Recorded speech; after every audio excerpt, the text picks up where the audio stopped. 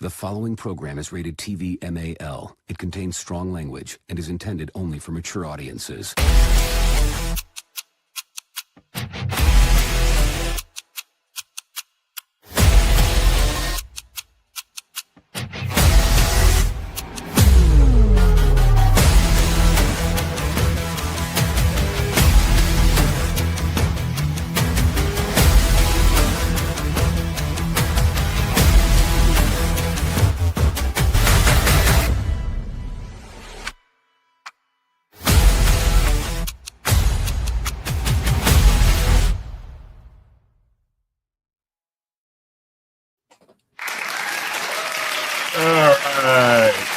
No big intro today.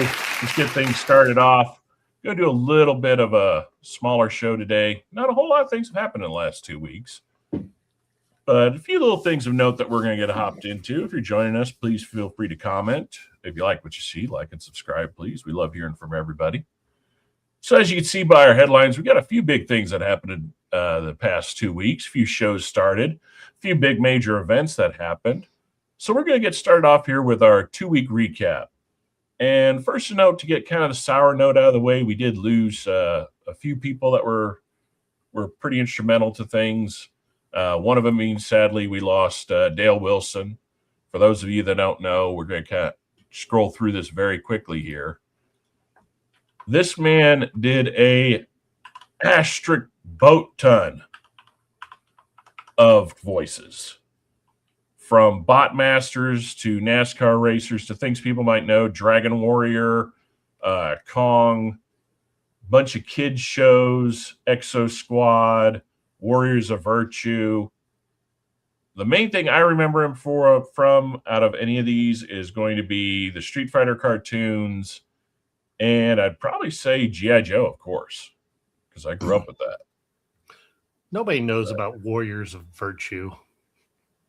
Oh, Dragon Ball Z. Sorry, he also did Dragon Ball Z. I forgot. So, no, the ones people aren't going to remember is that Bionicle. Oh, yeah. That was an epic fucking failure, all the way down to all the toys they tried to sell that did not move off of shelves at all. Damn shame, because I enjoyed it. I enjoyed everything Bionicle. I really did. I was a sucker. But yeah, sadly he passed away. Following him, we got the loss of, let's see here, we got the loss of Sega co-founder David Rosen. I didn't realize the guy was 95 years old. Like, I knew he was up there in age, but damn, I did not know he was that old. What's going on, Indy? Glad you could join us again. So yeah, we lost David Rosen. We lost next one, sadly. The third person we lost was kind of one that, so Scott Adams, I grew up reading the Dilbert comics. I mean, they were freaking hilarious. If it wasn't for things like Dilbert, we probably would not have ended up with movies like Office Space. Oh, yeah, definitely. Because that character was kind of the quintessential, I hate my fucking job, my boss sucks character. Sadly, like when this man passed away, he had been battling cancer for quite a while. The headlines were horrific because in the past he had said a few things that a lot of people didn't, and a few good amount of people didn't agree with. And man, I saw headlines, what was it? Racist, disgraced. So I actually deep dived into it. I want to know, what the hell did this person say?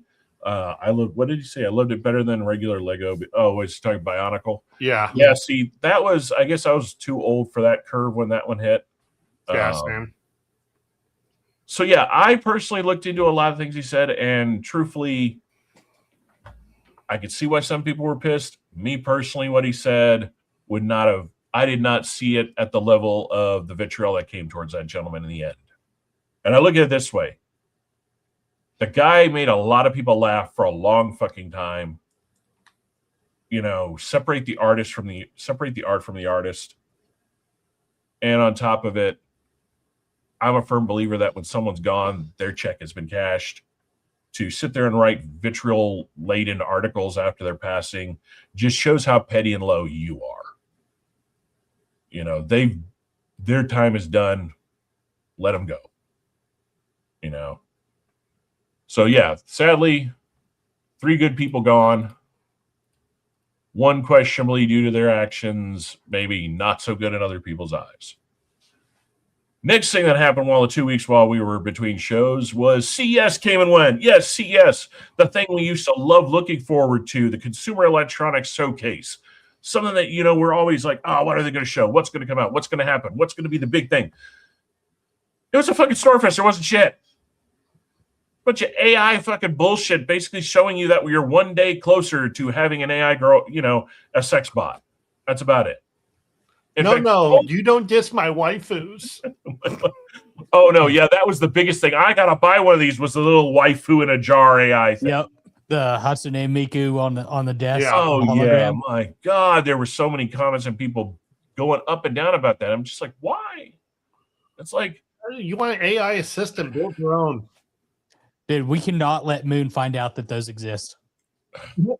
What bothers me the most about the people that love those things is the fact that it's like all these people that are I'm getting psychiatric help from AI. It's like, it's not helping you. It's agreeing with you on 90% of everything you say. It's not going to give you a founded subjective opinion. It can't. It's not learned that yet. And I'm pretty sure when it does, it's going to literally have a bunch of people saying, here's my issues, help me out. And AI is just, Grok will be the first. Grok will be like, you're fucked, man. There's a cliff over there. Just, that's the solution. Now that Grok's integrating to the Pentagon, you saw those news? No. I don't even want to know about that, considering Grok's already proven it's great at making very subjective and very non-legal porn without being asked half the time. Hey, Avenue Q said it best. The internet is for porn. Yeah, there's a reason why a lot of people in their last will and testament before it goes public is delete my browser history. Right. All right, so back to CES. Let me see here. Let me share this one here. All right. So I tried finding articles on this. Every article I located was some jackass website that had so much spam and crap popping up. I was like, fuck it. We'll just go with the overview. So as we're talking shit about AI, we're about to use the AI overview. All right. So I love how it writes. He dominated the AI announcements, unveiling new Rubicon architecture for data, blah, blah, blah, blah, blah, blah. I'll sum it up for you. This douchebag in his literally I killed a crocodile coat. Well, I'll take that back. He paid a redneck to kill a crocodile and make the coat so he could wear the coat. Anyway, this schmuck went on an entire show that sums up to one thing. Fuck the gamers that helped build this company and the graphics cards that got us where we're at. We only want government contracts and AI, and the rest of y'all can go fuck yourselves. That's the summary. And it's kind of been on the writings, been on the wall with Nvidia. I mean, you look at half the controversies that have happened with them recently, it's basically all coming down to, we're going to give you a new card that's the same as the old card, but charge you 3 times the fucking price. So it's sad to me to see that we literally have Nvidia, AMD, and Intel if you want to take the gamble on if it's going to perform worth a shit or not. How can we have gaming gotten this big and we only have really this wanker and 2 other companies to go to? That kind of blows my mind. Well, it's not just the cards; it's RAM too. Yep. And the RAM's the whole other rabbit hole of hell to go down. It's literally the other side of the coin. Yeah, but what's really funny is there's people over in Russia who are now saying, "Screw it!" They're taking old RAM chips, pulling the parts off, resoldering them into DDR5, and getting better speeds than these companies that are building the RAM. So what you're summing it up is they are basically doing to RAM what redneck engineers have done with automobiles for forever. And it's working. All right, so the last great thing to catch up on the last 2 weeks that just popped up recently was everybody here is aware of streamers. Everybody's here watches one or another, whether they want to admit it or not, or have caught excerpts or clicks from everyone from Asmongold to Penguin Zero to douchebags like Pecker Hassan and Destiny the Twerk Twip. But one thing that's been kind of hitting up is the people that control the information when it comes to places like Reddit. I'm a firm believer. I can't stand Reddit. I think it's a trash fire that needs to just be nuked instantly, because so many people get their information off of it, and the level of control that the moderators have is ridiculous. So I'm going to ask you two, have either one of y'all seen the video that came out of the Reddit mod bitching at the CEO of Reddit about how he just got fired from the live stream Reddit forum, live stream fails, and went on this whole fucking tirade? Have either one of you seen it? No. Okay, this is perfect. So in your mind, I want both of you gentlemen, as I'm about to share this screen, to close your eyes very quickly. Envision in your head what you think a Reddit moderator would look like. And thank you, Penguin Zero, for the video. A Reddit moderator just made a video directly speaking to and tugging on the heartstrings of the CEO of Reddit. Is making a big call to action after he had been stripped of his position as top mod on r/livestream fail. I'm going to fast forward it. I'm kind of at a loss for words here. I can't believe $1 Million Fan was in bed with livestream fail, and the top mod of livestream fail made a post on the subreddit pinning it to try and get more suckers into it. And now this is his response after being fundamentally fired from his free position of Reddit janitor. Hello, Spez, Mr. CEO of Reddit. I hope you have received this public video that I have created and sent to you via your email. This is literally what I thought. I hope anybody who cares about the topic... Keyboard cowboy lives in my mom's basement, wanker ass Reddit, I suck Hassan and Destiny's cock. It looks like. I knew they were going to look this bad. I just didn't expect this dude to go all the way down to the South Park spoog on the hair meme. I'm going to comb over because like it's going to hide my fucking balding. All the way down to, as you're looking at his lower lip, you can only imagine how much phlegm and spit is all over his desk as he's making this. You know what he's missing, though, right? In this, Can get this the overbite? No, glasses. Oh, I bet you he took those off because he thought it would go too far. It might actually help his cause, I'm depending on surprised the there's not frame Cheeto style. stains on his man tits. Yeah. But yeah, the minute I saw this, I was like, oh my God, this could not be any perfect. This is literally what I envision every one of these assets. And he goes off with this big fucking tirade about how they should give them lawyers. And it's like, you're an unpaid moderator, you fucking wanker. It's a privilege, not a right, asshat. Yeah. Oh, well, the only thing that he admits is how much power and authority they have. Yeah. You're missing the perv stash. Yeah. Yes. Yeah. It would only go perfect if for his background he had the wood panel van. So hold on. Oh no, yeah. So yeah, that is okay. Sum up what entity's talking about. Some asshat brought up an old photo of Asmongold with a girl he was on a date with, and because the girl said she used a comment, basically it's a language barrier thing in the culture where she's from, basically saying you look 18 or something about 18 potentially. It's a way of saying you look so youthful, vibrant, all of that. Well, this asshole tried to basically claim that he was dating a minor when at the time the photo was taken, the girl's 20 years old. And this had been disproven a long time ago when it originally happened. And this asshat thought like he was going to one-up Asmongold again and bring it up. That's what I'm saying. People are fucking unoriginal. They're stupid as fuck. So yeah, that is our 2-week recap right there. But I think the Reddit mod that was just like when that happened 2 days ago. That was a cherry on the fucking that was perfect. So we do have a couple of updates we're going to hop into. Let me close this one out here so I can actually open this up. Where do we got that at? Let me see where I put that. I may have to move windows here very quickly. Or not. Windows is too bloated. You can't move it. Well, my problem is now two of the things I was going to show, I can't freaking find them now. Well, so speaking of Windows bloat, did you hear the newest joke? Evidently, I'm not sure when this came out. I got to double check, but evidently, if you have a USB mouse and keyboard, there is a high potential of Windows crashing and screwing your M.2. Yeah. I'm sorry. I am so terrifying if it's actually true.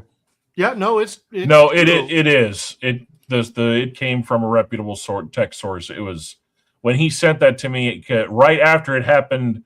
Like his mouse and keyboard decided to shit the bed when it updated. It was pretty poetic that's the next thing that comes up. Yeah.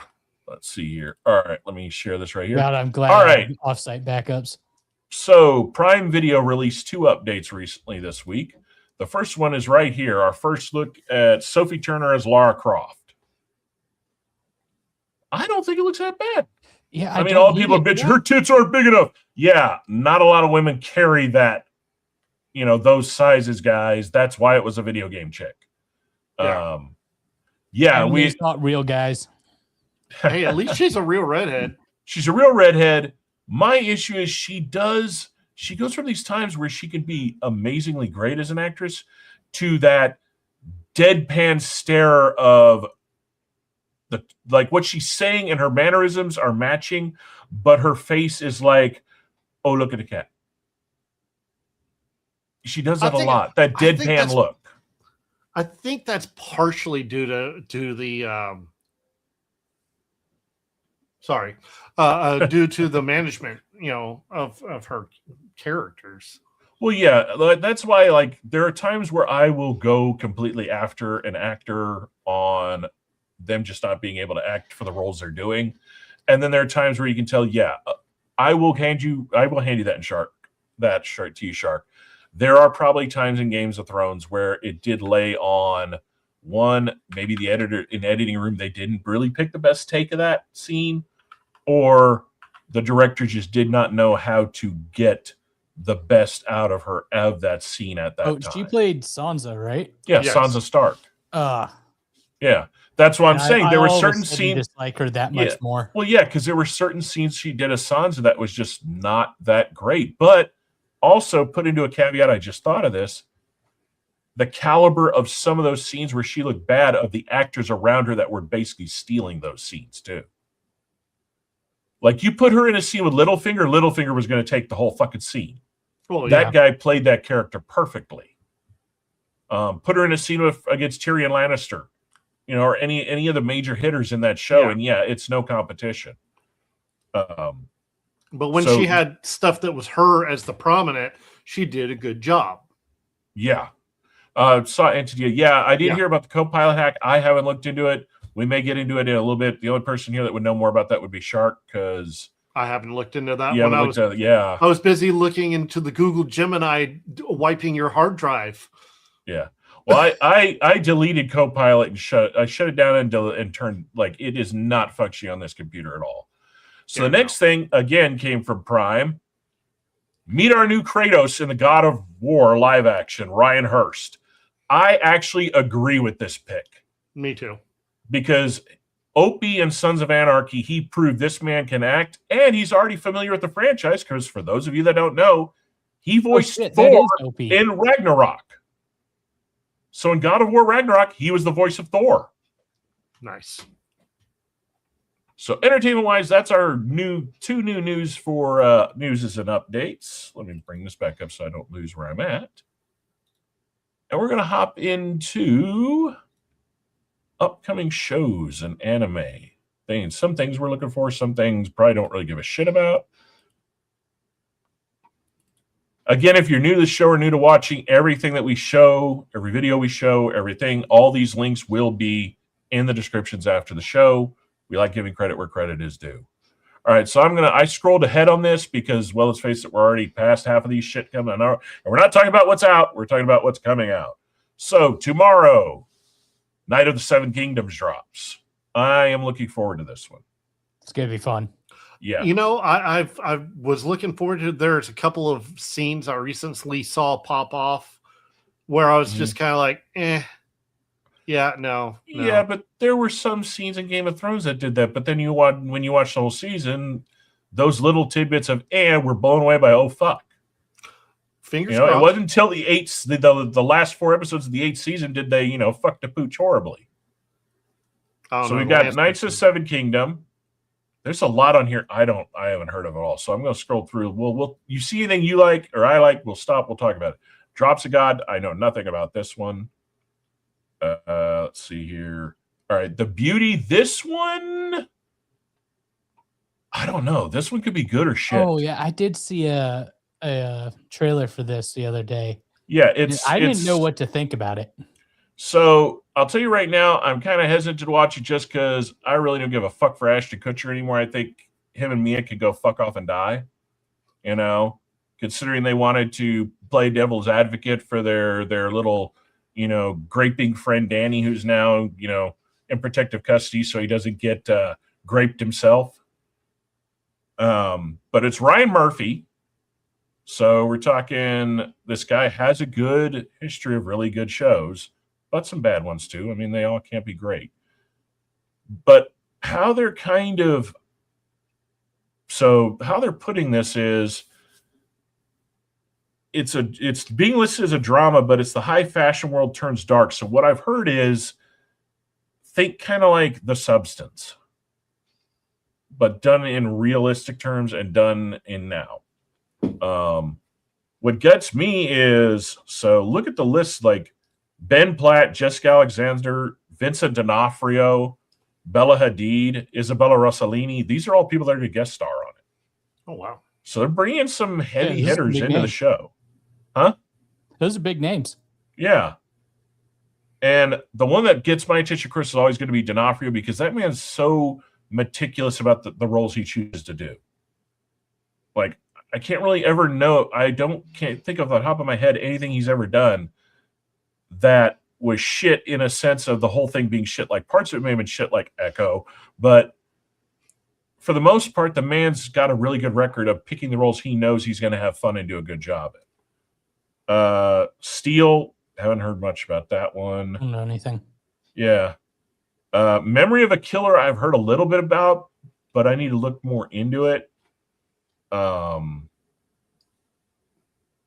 If the fucking thing wants, God, Variety's website sucks. You got Wonder Man, of course, coming out. We're going to watch, I think I have it on the list of trailers. Did I put this on the list of trailers, No. Shark, the most updated one? No. This is Okay, we'll do it next show. Huh? This is the Marvel one, right? Yeah, so it's Marvel, but so far that we watched the first trailer, and the first trailer really didn't give you any, like, inkling of what the fuck is this? What's going on with this? The new trailer, it's pretty much going into, this guy wants to play Wonder Man. They're making a movie of Wonder Man. And this is the world that Marvel is, like, right after the most recent events in the Marvel world. So they're leery about people with powers. They finally got rid of Thanos and all that. And so they're leery about people with powers. They're leery since we're going into now mutants being a thing and all that. So as we saw in the first trailer, the guy asked him, "Do you have any powers?" He's like, "No." Well, this trailer starts showing that he's either is hiding that he does, or for some reason he's slowly starting to develop the powers of the character he's trying to play. So the weird thing that I don't like about it is so far the trailers are showing have a very Wes Anderson feel about it, and that's either going to work or it's not going to work at all. And that's the downside about it being like a weird Anaconda type thing. Kind of, sort of. I do love the fact that they brought Ben Kingsley back and he's playing Trevor Thatchery, the actor character from Iron Man. Yep. And he is actually not just a guest in the show. He's literally co-ing the show with this guy. Shrinking, I haven't gotten into. Some people tell me it's fun. It's got Harrison Ford, so it can't completely suck. Wait, who else was that with him? It's Jason Segel. Oh, okay. Yeah.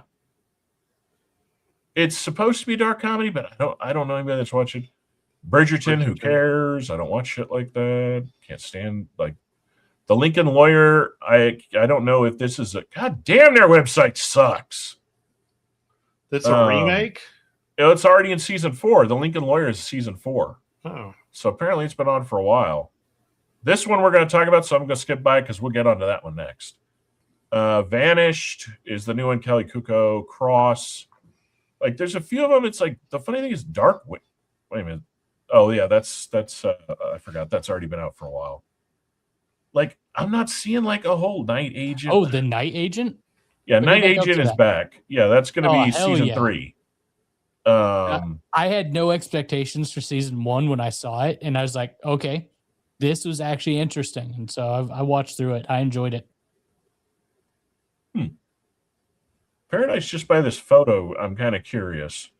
But it says it's already on a 2nd season. I'm going to have to look into that one. Season of Robin Hood. Scrubs is coming back. Don't know why. Don't give a crap about Survivor. This one I'm interested in. Monarch, the first season was good. And they did the first time in a show something I thought shows should have always done. Kurt Russell's son is playing the younger version of him. Nice. And so far, the first season was really good. So I'm not going to go down a lot of these. It's like a lot of them I just hadn't heard of. I like, for as big as they're making them up, I have never seen them. All right, so before we go into upcoming anime, I wanted to show y'all something. Just the lack of imagination in Hollywood. So one of the shows that's coming up, I sped by very quickly because I want to show you all this. They're remaking, Peacock is remaking The Burbs. Now, are both of y'all familiar with the Tom Hanks movie, The Burbs? Not at all. Not even slightly. Okay. Yeah, a little bit. When you get a chance, check it out. It's on multiple streaming platforms. You can see it for free. Basically, the whole premise is they live in suburbia in a suburban cul-de-sac. These new neighbors move into this old fucking house. Nobody knows what happened to the original owner. It's like he just vanished. So they're leery about these people. The people are weird. Noises come from the house, and him and a bunch of the neighbors decide to go all vigilante and check out what's going on. And it is a twisted, dark comedy. And I'm not going to ruin all of it. But if you haven't seen The Burbs, go check the original. It's not a super great movie, but it is entertaining. There are some one-liners in it that people quote. So they decided to release the new poster for it.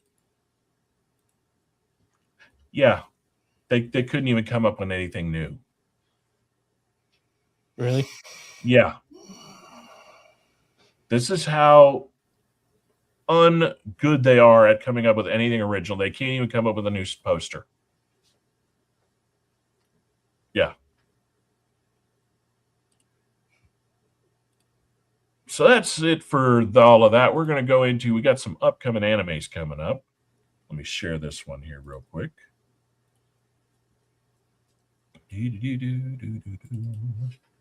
All right. So quite a few of these I had not heard of. So if y'all see anything on this list that y'all recognize, I mean, there's going to be one that comes down that all of us have, but I haven't heard of most of these. Oh, more Beastars? Final season, I guess, finally. Yeah. I don't know. Yeah, it's supposed to be the last season. I've heard too many people compare the show to furries, so. Oh, no. That's why I avoid it.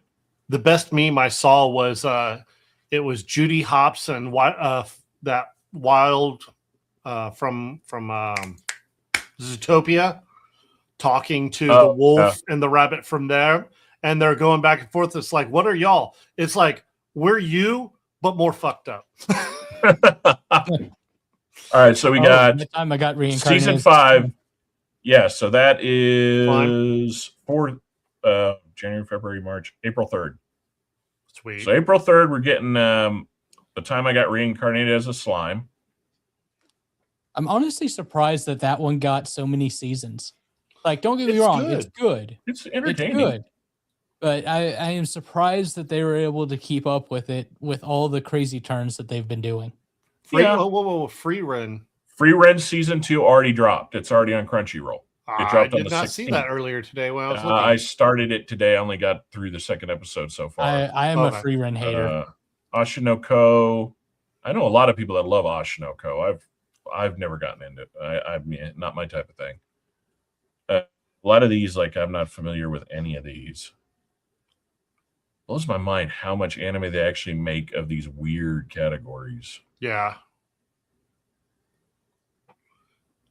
Seems like they finally Entity, don't you fucking disrespect Rebrew Tempest? No, I would never. Hell, the name I have for my car is Ronga. Yeah, Ronga Tempest. Like, fuck.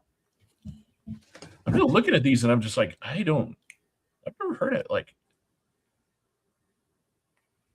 I did not realize there's okay. This one I'm actually enjoying the new telling of Trigun. So the second season, instead called Trigun Stampede, is Trigun Stargaze. It just started, and I think it's only 2 episodes released so far. But I like it. It's a new take on Trigun. I like the new animation style, and this one honestly goes more into the use of the plant technology, what Vashin and knives actually are. And the weird thing is it's not a retelling. This actually takes place. This is the story that happens after he defeats Knives. Oh. So in the original, when he walks off with Knives, this is a year. This is sometime after. And I didn't realize that at the beginning. I was watching, like, is this a retelling or are we just seeing some more memories? And then at the beginning of this season, that's when Millie and the other girl, we got the Jack, Millie and the other girl make a comment about how they think Knives is dead. And then you realize the person they're talking to is Azazi the Beast. So this is actually a continuation. It's not a revamp.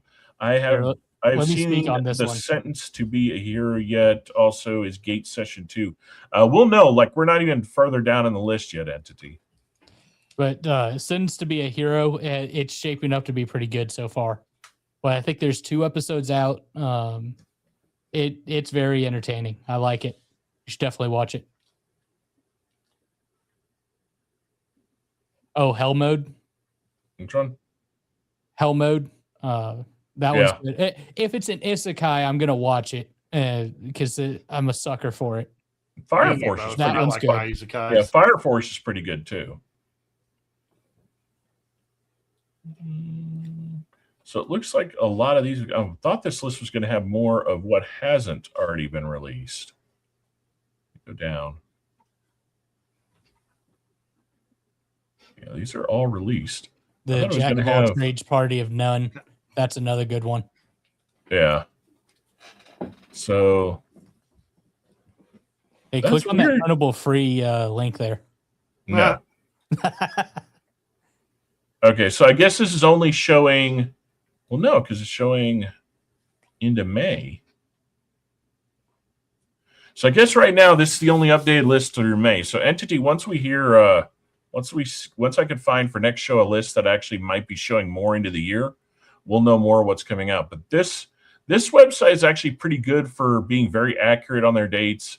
So the reason they may not be going any further past this is because the rest haven't been fully confirmed. So they normally don't put stuff up until it's actually confirmed. Well, you said your what? Android go back to that?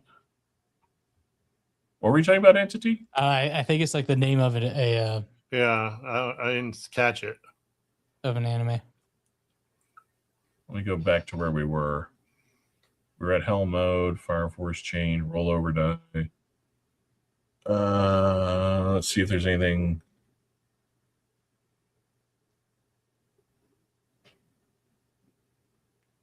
Right, so easygoing territory. I'm not seeing anything with an Android. Mm-mm.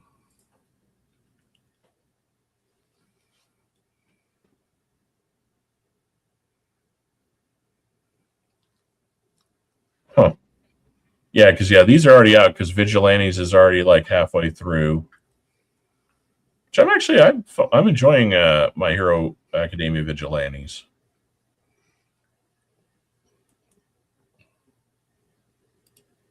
So that's it for all of the so far for what they've confirmed of upcoming anime. Like I said, I'm going to keep an eye on that one, and the minute anything of that changes, we'll hop in and talk about more. So we're going to go into our first big topic of the night. The reign of terror of Kathleen Kennedy is over. As of the 15th, she stepped down. Ding dong, the witch is dead. I thought that at first, but the problem I have now is how to put it.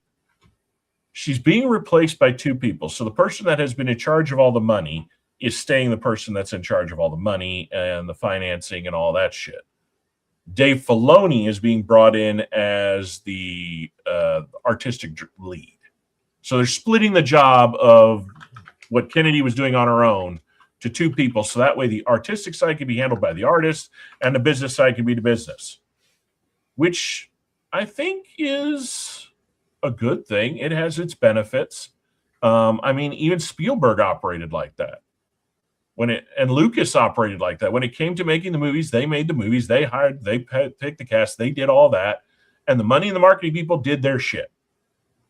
You know, now they would be brought into meetings saying, hey, you're going over budget, or I need more money, or that. They did it that way. But when it came to the actual direction of what stories are we going to tell, how we're going to tell them, how we're going to make them, let's do this shit, that's what they did. And that's what Filoni's going to do. The problem I have with that, and I didn't even think about this. So shout out to the guys at FNT last night. You know, they went on their full breakdown of all of this in levels of autism I cannot harness. And they did bring up a good point. A majority of all the shit we've seen recently, Filoni's already had his hand in a lot of it. So are we just going to get Kennedy 2.0?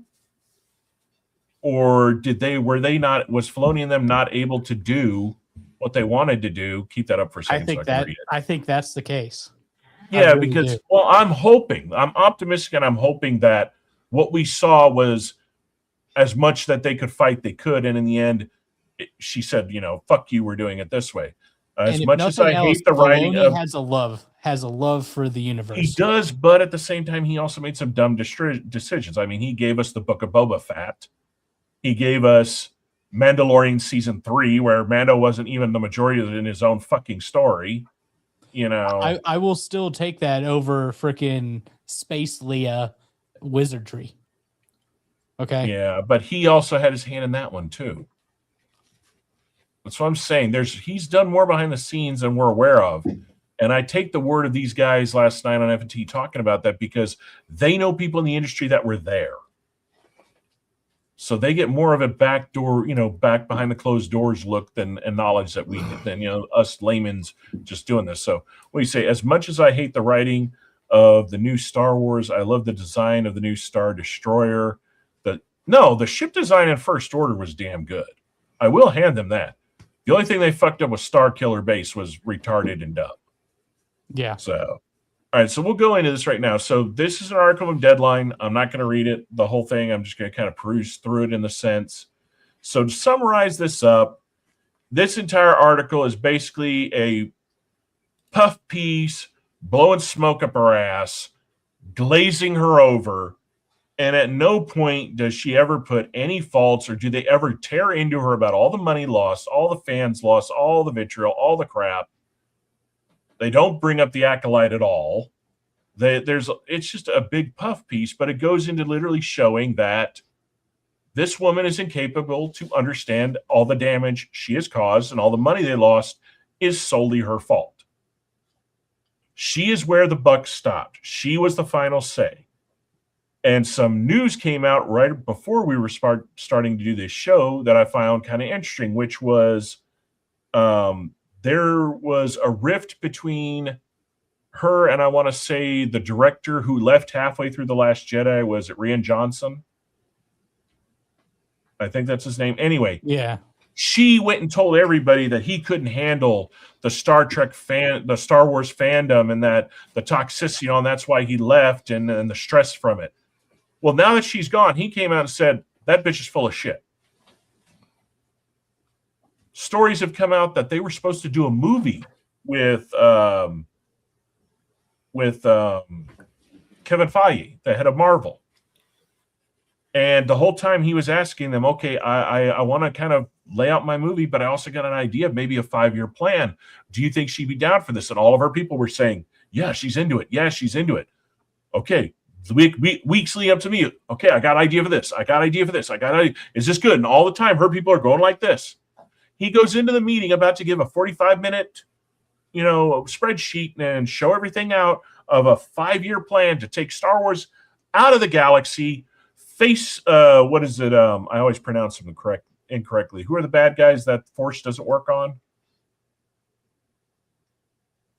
That's a you question, Walrus. Use on the alien race. Oh, that Grandmaster Luke had to fight against. Use on something, right? Like use on cough or something. Yeah, it's a weird name. Anyway, yeah, he was going to. I know what you're talking about. Yeah. Everything she wanted to do, which was get away from Luke, get out of the core universe, expand it outward, he was going to do. He wanted to do. He understood. Faye is actually more of a, according to insiders, more of a Star Wars fan than he ever was a Marvel fan. Like that was his true love.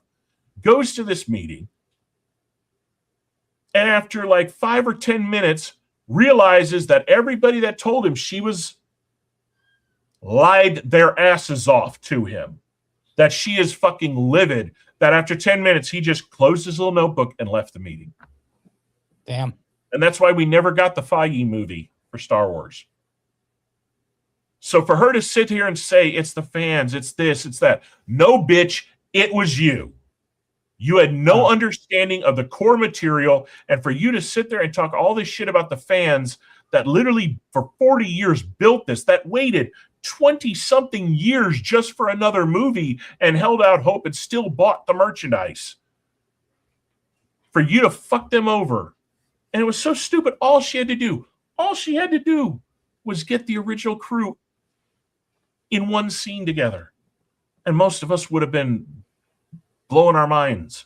All she had to do was go to the bookstore and pick up any book that said Star Wars on it, hand it to a director and said, make this. Exactly. Or the comic books, any of it, the video games, all of it. But no, she wanted to do her own thing. Fucking ego. The size of a fucking universe. If the song that played at the Battle of Endor is not playing in your heads right now, then something is wrong. Because, I mean, the witch is dead.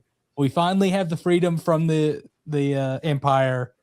We've got a path forward. We don't know what it looks like yet. We do have a path, but right now they've already released the slate of what's coming out, and all we're seeing is Ahsoka 2, the Mando and Grogu movie, and the one with Ryan Gosling, Starfighter. That's it. Well, don't forget, you've got to wait for all that to clear out first. There's already a backlog before, is going to be. And we have no clue if Ahsoka 2 is going to fix some of the fuckery it did in the first and give us something great. We don't know. They fix the entire arc where Sabine is a Jedi. Hopefully they just shit can that, because that's a fucking joke and a half. Yeah, it wasn't needed. You already have your strong female lead in fucking Ahsoka. The only times that you've had Force-sensitive individuals go over was Nightfall back in the Old Republic, when the Jedi Masters went with Revan and said, hey, this is pretty fucked up. And they went and became Mandalorians and fought against the Jedi in the Mandalorian Wars. Yeah. That's the only time. Otherwise, Mandalorians fucking hate the shit out of Jedi and Sith. Yeah. So that's just a straight up no. Yes. God, it fucking gets me. My tism is going, boys. I'm just hoping the rumors of us seeing Sam Witwer as the Mortis God would be awesome. I would like that. It is about time they put that man in something. I mean, his voice and everything and his likeness has only been used for how fucking long now? Yeah. And the man knows his shit. I mean, he's the guy that literally, and it's one of the most watched fucking convention videos ever, literally in front of the fans, corrects Filoni on a major canon fuck up. To his face, is like, you dumb fuck, you don't know shit. Well, it's also like the voice of Darth Maul in the Clone Wars and in Rebels. Yeah. That how he goes into, when he was bringing back the character and in the whole arcs that he was doing, and especially when, Darth Maul's mind was so broken, and he goes into this whole like, hey, I went back into the lore and I found this. And then I started really digging into, well, what's this character going to be? Actually trying to put himself in this situation, like a good actor would, and delivered probably one of the best voice acting roles that I had ever heard. No, the guy's damn good at what he does. And he understands the characters. Now, more into why I'm leery about all this. I will let people, if they want to, go check out Friday Night Tights last night's episode. They shared a video from a convention with Filoni. And I've never really paid attention to Filoni too much. Because most of the time when you see him, he's with Favreau, and Favreau is the one doing all the talking. When you hear Filoni's voice, oh yeah, it makes sense why he wears that cowboy hat. Because he really likes riding cowboys. Now, that said, I do have friends. I'm not hitting that on the sense of I don't think a man of that stature could make Star Wars. It's not that. It's when he goes into what he talks about with that voice. And that is literally all of the stuff they've accused KK of doing. The intersexual feminism, the more female characters, the female lead characters, the boss bitches, the rechanging canon. This motherfucker confirms it all. That he likes it. That's why I'm worried. I would be more happy about Star Wars if Favreau was leading the goddamn thing, not Filoni. Because all the great shit we saw, other than Andor, because Andor was good. Yeah, I liked Andor. Those first seasons of Mandalorian, all that was Favreau. That was not Filoni. Filoni had some things to do with it. But Favreau has proven he knows how to make shit. In it, Favreau's going to be in it a bit more. But to what extent now? True. When you hand a soy boy power, look what happens. Do you think he's going to listen to his friend much anymore? Because that's not his friend now. That's his employee. Things change when that dynamic happens. And I could see this going to somebody like Favreau, someone like Filoni's head big time. Like, I don't know. I'm very optimistic. I'm hopeful, but at the same time, very optimistic. I'm just hard pressed to think that it's going to get any worse than what Kennedy was. It may not be to the level that we want. I just can't see it getting worse. I don't think we can take another one of them, boys. I don't think we have it in us. Fingers crossed. We'll see. After all this heavy hitting shit, losing people and everything, I think it's time for the lulls. What do you guys think? Let's do it. Yeah.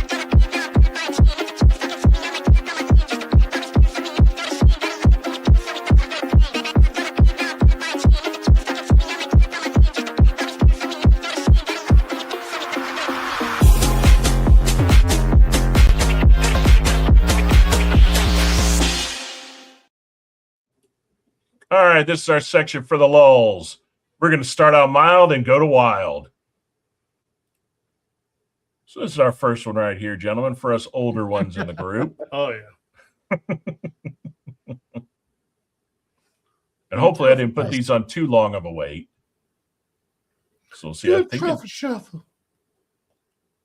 Oh, yeah, I saw that. I've seen that a few times. That's a good one. Like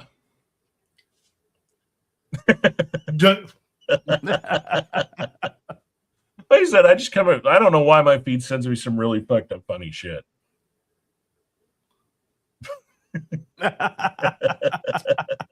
Only $4.99 today for a majestic ass. Yeah, right. And the other time it's $5.69. There you go. The Perfect Child's Book doesn't exist.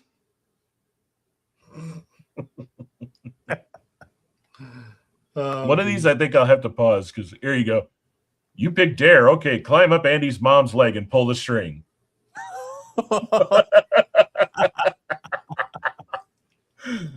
Roses are red. Andrew's cheeks. I steamrolled your mom in multiple techniques.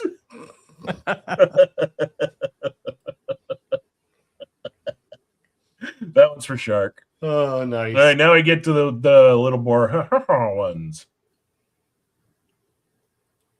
All right, I'll read this one for the people. Mommy, what are you doing bouncing on Daddy's stomach last night? I have to do that or Daddy's belly gets very fat. Bouncing keeps him skinny. That's not going to work. Why not? Because Tina, the babysitter, keeps blowing him back up again. Oh, dear. Nice. There's one, the last one only, hopefully both of y'all will get, but it's a pretty old reference.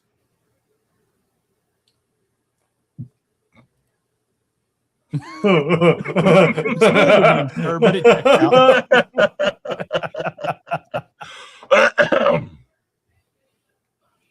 And our last one, I think this is the last one coming up. Wait. Oh, Jesus. Rufio. Oh, no.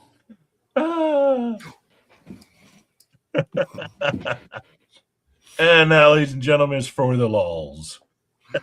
Oh. I keep getting good ones every once in a while. Sometimes, though, it'll go like a week where the ones that's sending me, I'm like, what the fuck is this shit? And then they'll send me one, so it's like, okay, yeah, that's way too down the political rabbit hole. Not going it. Not even though they're funny, I'm not going with them. And then they'll send me ones that's like, yeah, I'm not getting banned today. It's like that one's good. That one's too much. It's like that one's too much.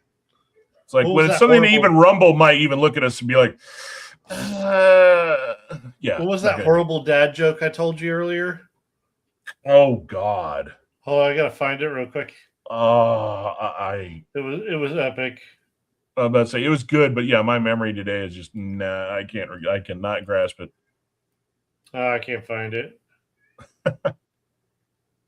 Oh no, I remember it. So it was I'm not sure if Walrus will quite catch that, but it was you're going down the Oregon Trail and you meet a man named Terry, and you tell Terry that's a girl's name. Terry shoots you. You died from dissing Terry. Hey, I got that one. Come on. I'm a dad joke. That one's pretty good. I gotta hand you that one.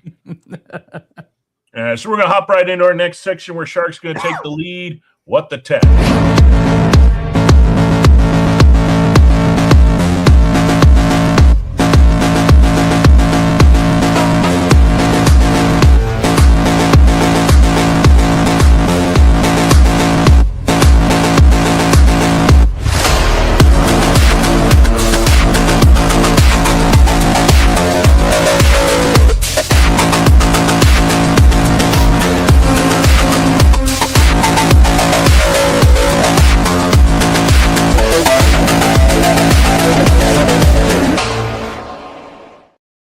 All right, Shark, take it away. It's your time this time. All right. So, new project I've been working on is I've got several things around here, and I've been trying to work on studying for a couple of things, my CCNA, stuff like that. And I decided to go ahead and, since I have 3D printers now, went ahead and with Wolf's help on a couple of pieces, built a mini rack. Actually, this is a little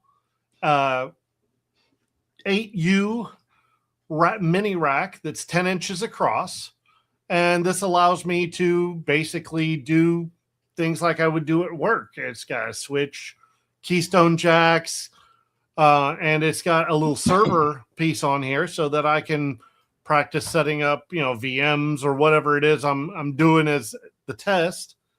And oddly enough, these racks, if you start going on to Amazon or something like that, you're paying well up to $100 or more for a metal rack. And we printed this one out in TPTU. And what do you say, Wrong. Wolf? Probably, huh?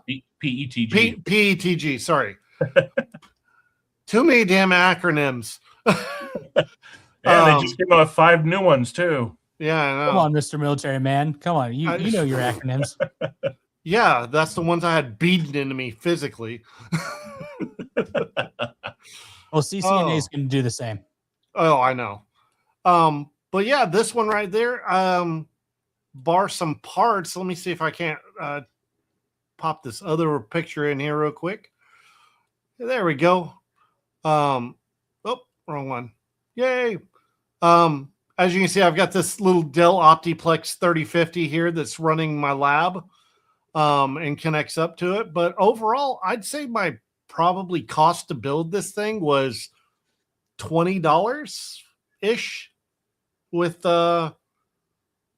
filament and then the little screws there that I have. So did you go with the screws that heat press in? Yes, actually, those really are good, the don't heat press. They did. Matter of fact, I've still got a few left over here. Just stick them on the solder iron and go. Yep. Yeah, the heat inserts. Mm-hmm. Yeah, and what's really funny is I went to Altex the other day to go pick up the Keystone jacks, which are the items you see there that the blue cables are plugged into. That's not the switch, the bottom one's there. And was showing this to the guys at Altex, and they were blown away that this was a thing. They're like, wait, what? I was like, yeah, and they were actually. I have one of them was actually interested in me maybe making him one, so I got to go back talk to him. Yeah, you still need to contact you know who and get more on this sponsor thing. Oh yeah, I got to talk to him about that whenever I got an extra minute. But this is actually to start the long-term project. Is I've got 2 servers sitting on the top of my desk. One of them is a Z820 dual core computer that is actually going to get turned into a localized AI that I'm going to run here in-house to go with my home assistant setup. And yeah, that's something I've been trying to work on, is getting that going. I've got to find parts before the RAM gets too crazy, but be able to run about 512 gigs of RAM and 2 Xeon processors all at once. So it's gonna be a fun little setup when it's done, and we'll follow through as I'm going through and building this. Every now and then we'll pop in and check how it's going. It was a cool little rack you got there, dude. Oh yeah, I like it. It's nice.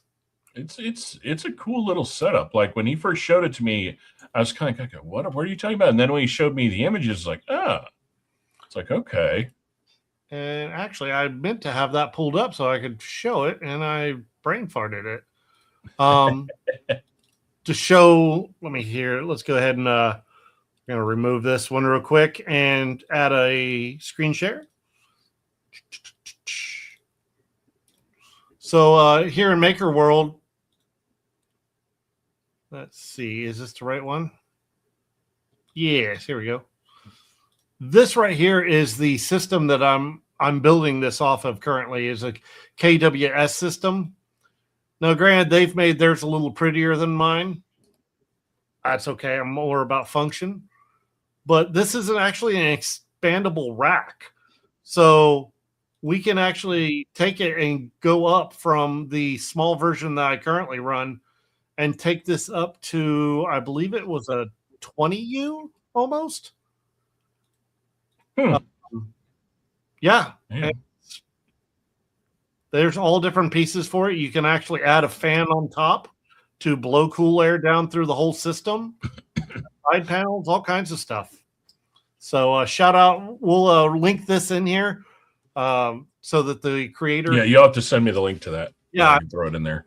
And as you see right here, here's the version I'm currently running right here, this middle one, and it goes all the way up. So yeah, next one I have to build is for here.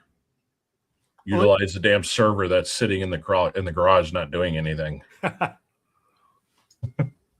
Oh yeah, but no, this is so far it's been a fun little project, and like I said, we'll post on it every now and then whenever we get some more significance done to it, and then go forward with that. Nice. Well, yeah, definitely everybody subscribe to see updates on this one. We got a whole bunch of other stuff. Like next episode, we'll go more into some coffee stuff because I'll have some new shit to show off and some new things coming out. Definitely. So we'll have the roaster of the month. I'll have to figure out. I've got 2 ones that I think are coming in that we haven't talked about before. It's getting to the point where I've already covered most of the ones I buy from all the time. So now I'm going to have to start venturing out into companies that I haven't tried before and pray that I'm not going to be, wasting money on, well, I'll always drink it because I'm not going to waste coffee, but I won't like it. I'll just put it that way. Well, what's interesting is a minute ago you saw somebody walk behind me. That's my daughter's living with me, and that's her boyfriend. He actually just brought me a coffee-flavored Oreo. Yeah. That was the first time I had that. That was awesome. Okay, so here in San Antonio, there was a restaurant called Name Ramen. And he decided to close it, revamp it, and remodel the place. And now it is a fresh-made udon noodle house called Tenten. And it's on Babcock Road, right before Babcock, close to where Babcock and Desavala connect. Okay. And next to it is a place, I think it's called Omofuku. And it is a Japanese convenience store. And they have all of those. They have a revolving... one right next to the...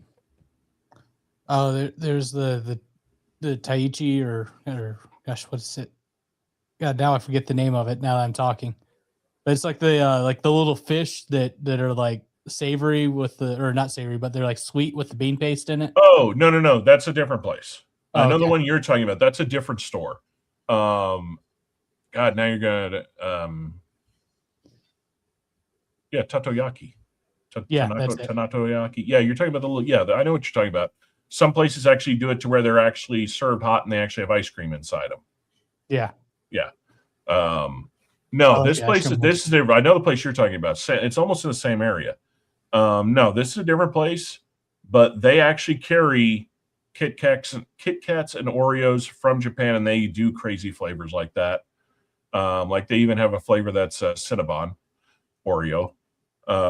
They also do fresh made yakitori and K-dogs and stuff like that. And they also do all of the every day they make fresh egg salad and strawberries and cream sandos. Really cool store. Every time I go in there, they're adding more and more and more to what they carry and more of the fresh stuff they make. Like when you go in the center, they have literally like every type of onigiri you can think of. Like, I mean, just already, the little seaweed with the rice with stuffed in it. All like they have like 20 different types of those, 10 different types of masubi. Really good place, really cool people. When I'm in the area and I have time before I start my route, sometimes I'll hop in there and I'll grab some onigiri to go. Just because that's something I can munch while driving, and I'm not, it's semi-healthy other than the rice. But that's only if you're like doing the no carb shit. But the place you're talking about is called Kuma, if I'm not mistaken. They make those, and they also make the waffle, the Asian waffle cones filled with ice cream, right?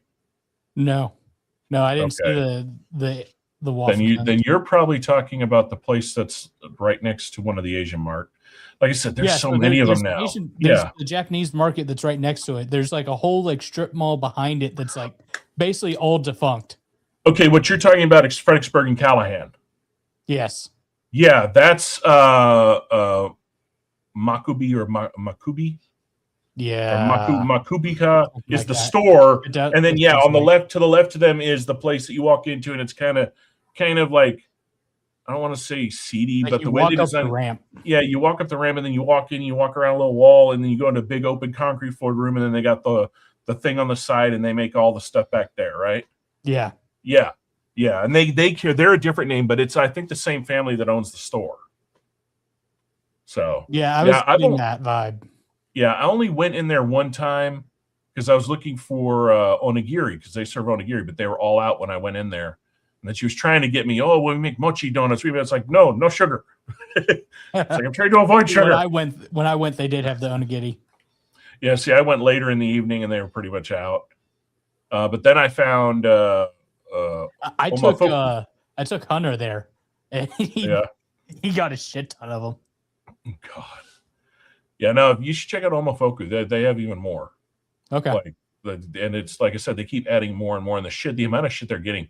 I'm trying to convince them right now to carry more of the coffees in the can.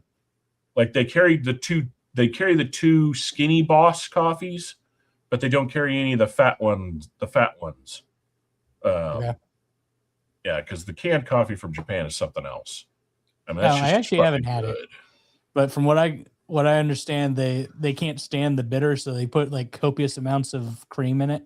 No, the Boss coffees, only two of them have cream in. The rest of them, they figured out how to do a flash cold brew and then can it with nitrogen, gives it that creamy mouthfeel and makes it sweet without putting any sugar or cream in it now. That's why I like the Boss coffee. There's no sugar in them or cream.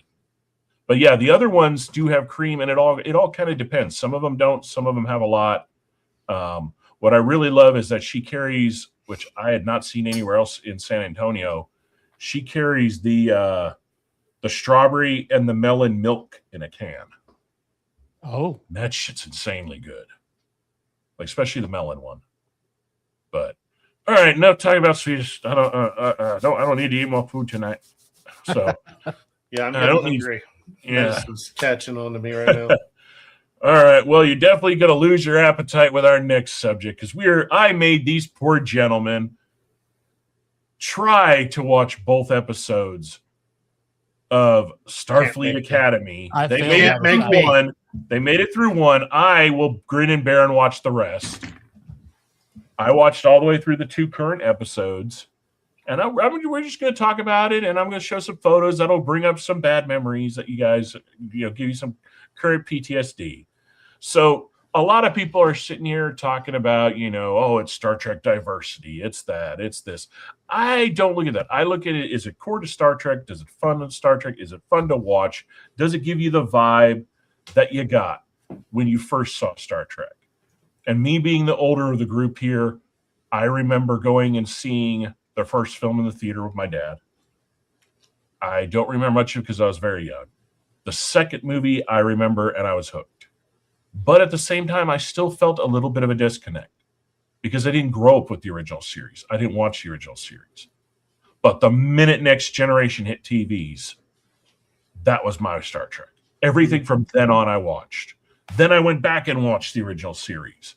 And of course, I grew up with the second to 5 original movies, and I loved all of them because it was 5. It was Star Trek, it was Wrath of Khan, Search for Spock. Fourth one was what was the name of the fourth one? Wasn't that because the fifth one was the Voyage Home, right? Yeah, the fifth one was with the whales. Fourth one was about the Klingon Empire. Was it Forbidden World or something like that? Damn, I got it written. Because Worf, come on, Mr. Michael Dorn actually played. Yeah, Michael Dorn actually played his grandfather, Worf's grandfather character, Moog, in it. Before he fell from honor, thanks to the bitches of Duras. So, if there's one good thing that I will say about the show so far, it's that the audio is good. Well, no, the production value is damn good, but look at what they're spending to do it. Motion picture. Okay. Wrath of Khan. Search for Spock. Voyage Home. Okay. Then Final Frontier. Okay, that's right. Final Frontier was the Klingon one. And then Undiscovered Country. Well, the Undiscovered Country was the one about the Klingons then. 91. What was the Final Frontier about then? Final Frontier was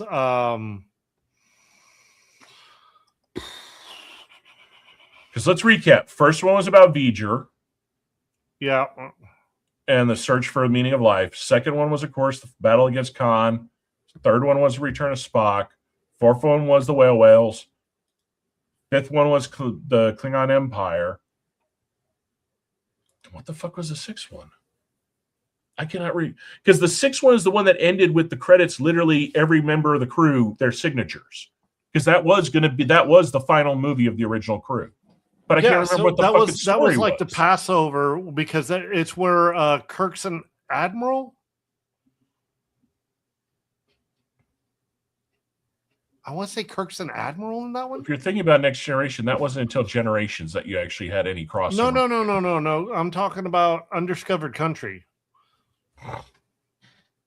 No, Undiscovered Country was the Klingons. The Final Frontier. As far as I'm concerned, Star Trek started with the Next Generation. Okay, Star Trek 5 leads to the empire. Yeah, Klingon to pursue peace in a long time. Yeah, the environmental disaster leads to Klingon Empire to pursue peace with a long-time adversary of the Federation. Yeah. Okay, so it was Klingons again. Yeah. Okay, so then the Undiscovered Country. I'm trying because with 2 Klingons, I'm trying to remember Undiscovered Country. That's Undiscovered Country is the one after the boom, the disaster. Because they're trying to stop the Klingons are willing to make peace, but there's a deep dark that's trying to put a wedge in it. I forget. Yeah, because I don't remember that one very well. Because the Undiscovered Country, is that the one? I got to look at the cast. It's all the original. No, I'm looking at That's the one where so it's the Excelsior class ship, and it's Kirk's son murdered by Klingons.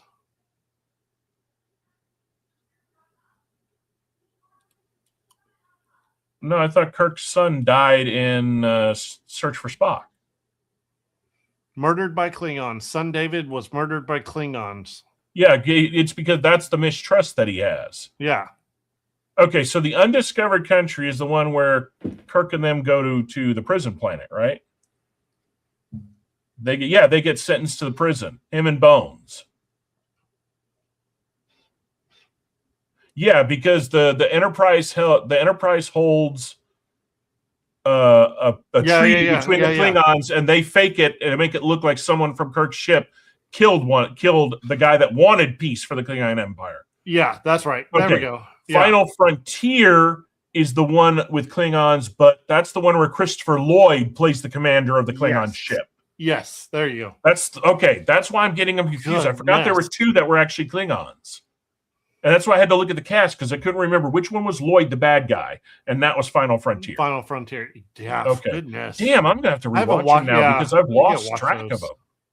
Like I remember 1 through all the way up to the whales, crystal clear. Like every scene, I remember them. But yeah, those last 2, yeah, my brain's just kind of like I'm confusing scenes between the 2. Yeah, because then after that, you got Generations, First Contact, Insurrection, and Nemesis. Yeah. Those are easy. All right, so I made these poor saps watch Star Trek Starfleet Academy. Now, a lot of people, like I said, are calling it Starfleet Diversity, Starfleet this, Starfleet that. That it's CW in space. Oh, no, I've got better answers than that. What sums it up is this picture right here in a nutshell. Oh, God. I don't see CW in space. I know exactly what Starfleet Academy is to me. It is not CW in space. It is worse. You want to know what it is? It is Degrassi in space. Thank you. Thank you. You took the words out of my freaking mouth. I was waiting for it's the Canadian CW words. It is Babylon 5 and Degrassi had a freaking baby. So here we got so much of you got the Chungus first officer, and yes, all these people, you're fat shaming. I'm fat. I can fucking talk about fat people, so suck my fat one. You got on the left here, Chungus, which I got to agree with all the people bitching about it. The only fat person I ever remember from Star Trek ever was fucking Scotty. Yeah. And even then, the man wasn't really fat. He was portly. There's a difference. Miles was. I mean, he was Scottish. You know, he had some whiskey. Miles was pudgy. He wasn't fat. Yeah, he was pudgy. He was portly. Well, that's why I said husky. Yeah. But this is I am damn near as wide as I am tall. Not to mention the species. Well, I'm talking about the left one first. We're going to get in middle next. The middle is literally a walking contradiction of two species that would never have bred with each other, and one of them wasn't even born with the organs to be able to do it, let alone any female chromosomes. Because they were built. They weren't even made. And they're trying to put it as of it happened because of certain. This is after the burn. Nobody had faster than light travel. So at no point would the Klingons. We'll get into that. But I'm talking out of those races. To our knowledge, in this story, everybody, the whole universe is stuck. For 100 years, no faster than light travel. So you're meaning to tell me that for some reason that Klingons decided to go all the way over from, what was it? They're in the beta quadrant, right? Yeah. They're going to go from beta, so they're going to go from beta, all the cross sea, go straight to the very end of the C quadrant cross through the wormhole to the Delta Quadrant to go to a planet that is literally full of male-only warriors, and somehow that happened? No. I mean, can we just talk about her title for a second? Like, what the fuck is a cadet master? It sounds like she's like grooming all these fucking cadets, like in the wrong way. Well, the funny thing is her sitting there screaming at them. It's like there's nothing about her size or stature that is intimidating. Yeah. Especially considering the men she are screaming at are damn near 6 feet something. And one of them is a fucking Klingon. Bear in mind, he's a boy. I like to watch birds. Klingon. Oh, God. A pacifist Klingon. What the fuck is that? Thank you. He was raised by his mommy. Apparently, the writers of this show forgot that female Klingons, especially when breeding, are more violent than their male counterparts. You know what? I will take a passive Klingon over that thing in the middle any day of the week. Let's not forget the fact that a pacifist Klingon. Let's not forget that our fearless leader of the show on the far right, even though, bear in mind, she is a really good actress, she always has been, literally has so much goddamn Botox running through her. Her face doesn't move when she talks, and you can barely understand her anymore. Melody said the same thing. I said I think she had a stroke. I don't think so. If you look at the way she's talked her whole career, I think through age and the fact that to make her look the way she did, when you look at the last project she was into now, she's had some work done. And if it is Botox, it would numb those muscles. That's true. So this is our first horrific thing to go over. Now we get into who the fuck sits in a captain's chair like that, coiled up like a cat? Yeah. Hey, come on. She's like 450 years old. She does what she wants. She's a boss, bitch. Mm-hmm. It's just, I'm not getting it. It's just, if you're supposed to be set, you're getting on this cadet you brought in to be all about what the Federation is, yet you don't even take sitting in the chair of power with any remote reverence. How about we go back before I know you don't have a picture of it, but the symbology of the cadet that she's went after to go pick up, what is she, 5'3"? Yeah. No, I don't even think she's that. You see her looking at some of these people. I think Holly Hunt, I think she is like maybe 5 foot at best. Well, the point, what I saw was literally a huge dark-skinned man looming over her, and she has fear and she has regret. And I'm just like, why? I see symbology there. Because the whole entire, and I hate to quote this because sometimes, as much as I hate to admit it, that some of the other YouTubers and people that have talked about this are right. The entire first scene of this is literally a modern day, the Star Trek laden smokescreen to talk about wrongful imprisonment and immigration allegories. She's supposed to feel bad because we have to feel bad. Let's not forget the fact that his mother just helped kill someone. Yeah. Oh, but doesn't matter if they're starving, you still killed someone. Actions have consequences. And now we're supposed to believe that after a horrific event like the burn and 3,000 years in the human future, We're still repeating the dumb shit that's got us where we are with the dumb shit that's going on now. Give me a fucking break. This is what happens again with activist fucking writing. And it is, and I'm going to say for this isn't like a doubting. This is activist writing. Everything they're writing into this and everything they wrote into the final 3 seasons of Discovery was all activist writing. The only thing I saw in this show that actually made me as a fan just kind of like, that's cool, I like that shout out, was as they're panning through twice through the other students, you see the Rock character from Prodigy walking around. Well, and when they were going over all the names of the... Because Prodigy for a kid's show was actually really good. It didn't go preachy. It was more Star Trek than this is so far. And it told us what happened to Chakotay, and I always kind of wondered what happened with that character. I was trying to see if I couldn't show you, pull up the map and show. There you go. Space Precious. Oh, my God. A character that didn't even need to be written. You could have given this actress anything else. Bear in mind, though, I will give her one little bit of credit for the horrific and terrible idea of the character they gave her. As an actress, she's doing a pretty good fucking job. I'll give her that. I will hand her that. She's giving the best of what shit they gave her to work with. But, I mean, seriously, come on. A holographic student, but yet chooses to be a fat black chick? Well, here's my thing. I'm not going to get into that because the way that could be seen being said, but at the same time, I do agree that out of everything you could pick, I don't. Why would you pick Out of Shape? I'll give it that. Here's my question. An entire world of photonics? How and when did this fucking happen? How do you have individuality? Yeah. One, how do you have individuality? And two, how in God's green earth, in all the iterations of Star Trek, have we never heard of anything like this existing?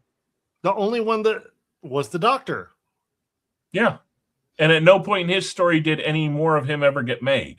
To his level. In Voyager, I have to remember, there was a Society of Photonics. Well, But they existed outside of space. When they show all the students standing around in that first episode that both of y'all watched, did you notice the cannon breaker in that crowd? Which one? The black and white. The black and white callback to the original series. Yeah. How can there be that many of them when the two that were in that episode were the last of their kind? The whole world had literally destroyed itself. Because Star Trek needs goth. It's not about goth. Think about it. I know, it's the perfect racial allegory. Oh, I know, but it also... And if they don't work one of them into one of these later episodes, I'll be shocked. One other thing that they did give a shout out that I thought was a little cool, but neither one of y'all saw it because y'all couldn't make it to episode 2. They did actually show and talk about the humpback whales. So there was a callback to them still existing and still breeding and still being alive in the bay. So that was kind of cool, but still didn't make up for this. All right, so let's hop to the next one. Did you notice that they? So y'all didn't watch episode 2. So I decided to do this as a joke, but since y'all didn't watch episode 2, I'll have to do it. And it says dumb it down because you don't know. Take a look at the picture. Yeah, Hepburn. Now take a look at the picture. Oh, geez. That's the actress playing the Beta Z. That's Dylan Mulvaney. Beta Z, Dylan Mulvaney. Beta Z, Dylan Mulvaney. Pretty scaringly goddamn close. The first time they showed her on screen, I had to double look the credits to make sure it wasn't. But so here's the best part about it. This is our Beta Z. This is her dad who's deaf. That's right. 3,000 years in the future. And apparently we can't fix deafness. Well, and okay, so here was kind of where I feel like they were trying to go with this, is they're trying to say that after it's 150 years after burn. Am I right? 150 years. Okay, I'm going to pause for you. 150 years after the burn, but the burn happened, 700 years after Next Generation. Yeah. You're telling me you can cure Geordi's blindness. And in a time where we're living now, where ocular implants exist, something better didn't come? Not to mention, why do you need a little thing to fake your voice to everybody?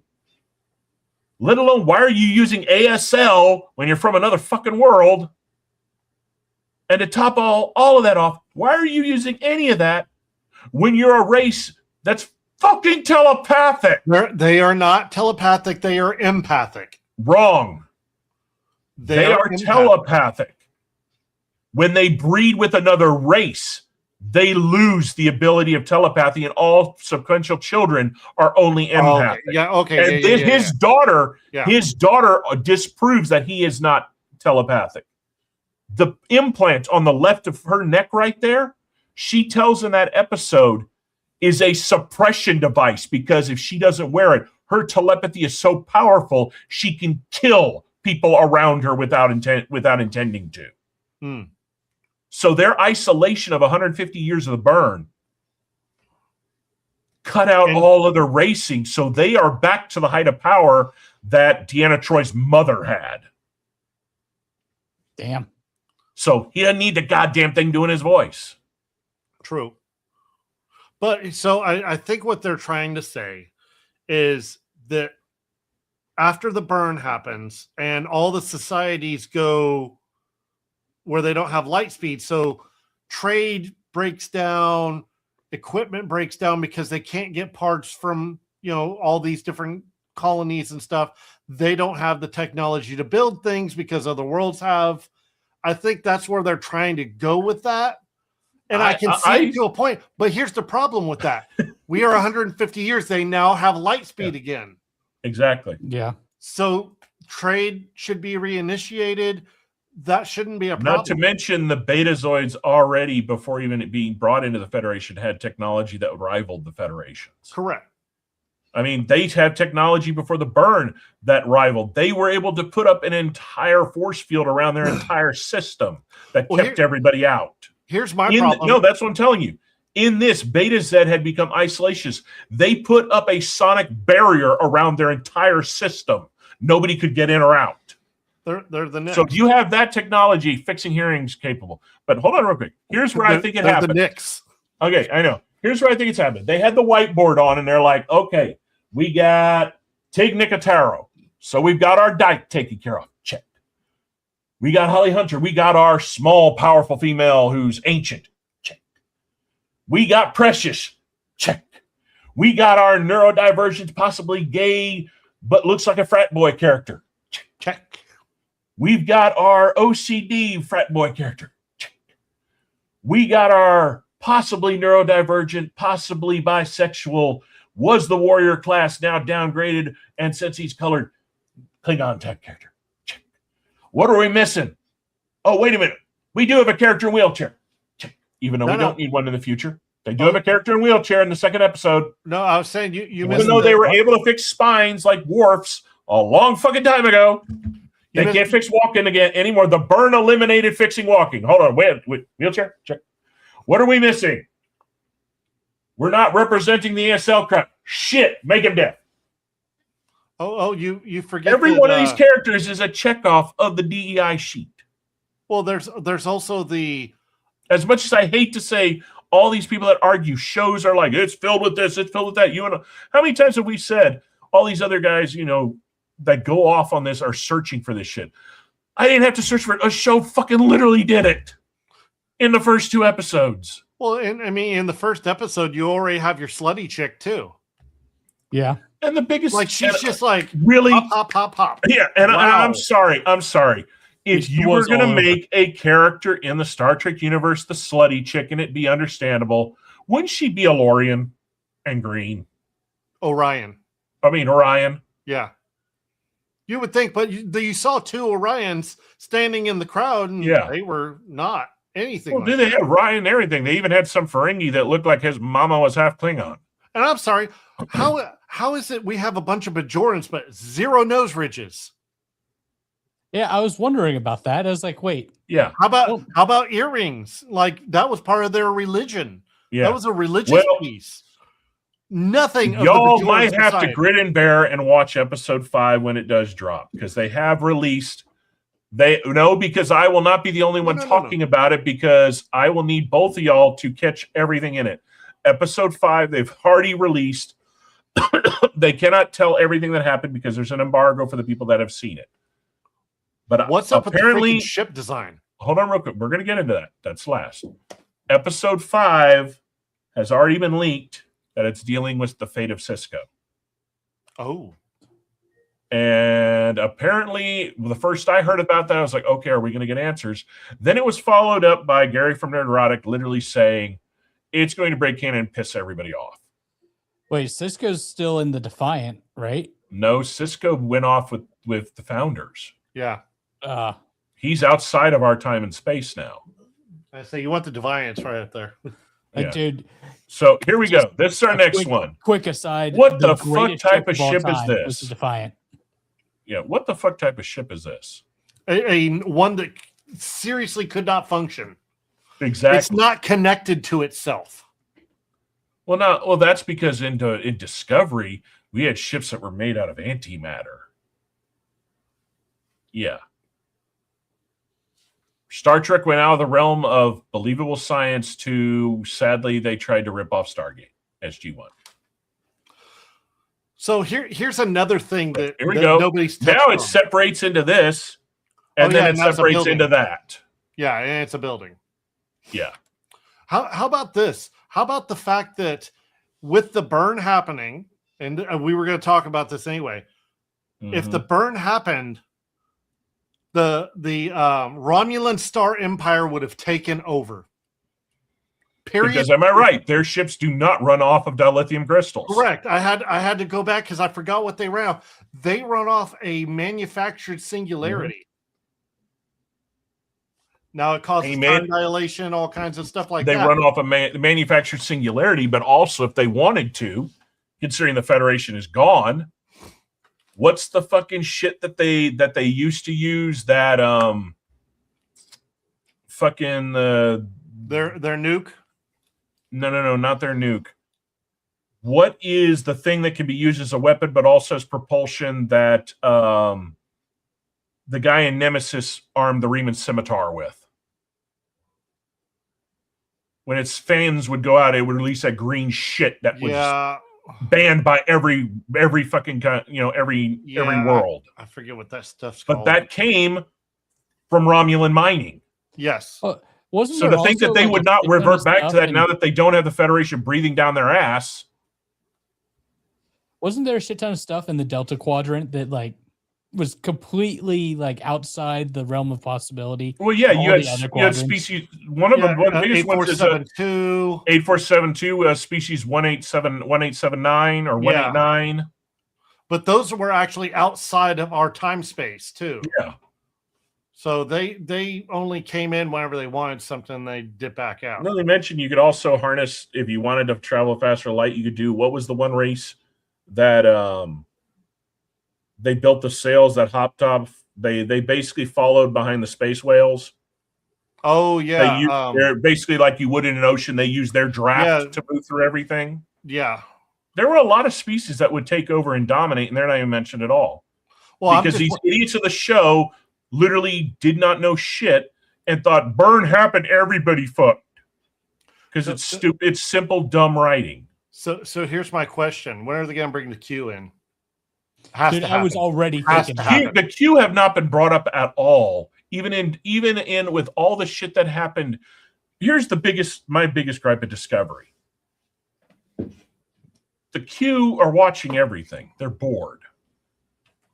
You mean to tell me something like the burn wouldn't perk their dicks up and be like, for real?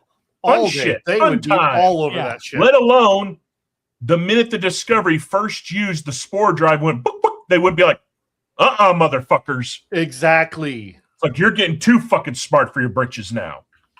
Well, for like a split second in the first episode when they went into warp, with that, gay ass ship of theirs, and it turned into that like bubble thing, and like you see the space folding. I'm like, oh, is that like, is Q just popping up like boom right out the gate? Just be like, hey guys, what's up? The last time we saw Q was at the end of Picard 3. Yeah. Because remember, in Picard 2, we were led to believe that he was dying. And then in 3, right at the end episode, he popped up like, gotcha. Because literally all Picard 2 was Q's last test for a dying Picard. He wanted to fuck with Picard one last time. Because at that point, he knew the real Picard was dying. He didn't expect them to throw him in a synth body.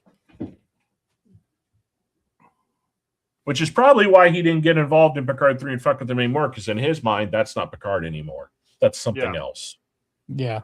Well, and then you got. Think about how Q always treated Data. Well, it's not they didn't see him human. He literally looked down and like, you're a walking contradiction. You bore me. Because it was our unpredictability that he liked. Yeah. Well, and then so my next question is, if they're not going to bring in the Q, are they going to bring in the Aileron? So I'm saying, I don't think these fuckers even know about any of this shit. Hold on. How could they not know about the Aileron when Whoopi Goldberg played the main character that they would all know? Because they were already done with that. And you got to remember, when they brought her character back, it wasn't Kurtzman doing it. It wasn't Kurtzman doing it. The final season of Picard was Terry Matalas coming back, which is why it was so damn good. Yeah, but I'm saying like they're missing. And here's the problem: we're stuck with this shit because as long as they keep allowing him to make shows, his contract never fucking ends. Yeah, unless that's why I'm hoping. Please, Netflix, get your ass in gear. I mean, Netflix has already won the bid. Fucking that douchewanker from Paramount could cry to his billionaire baby, cry to the bitch tit of his billionaire daddy. It doesn't matter. The way they tried to do it, dirty as Paramount is not going to fucking, Warner Brothers is not selling to them. No. So Paramount is dying. So eventually Star Trek is the only thing they have worth anything is going to have to go somewhere else.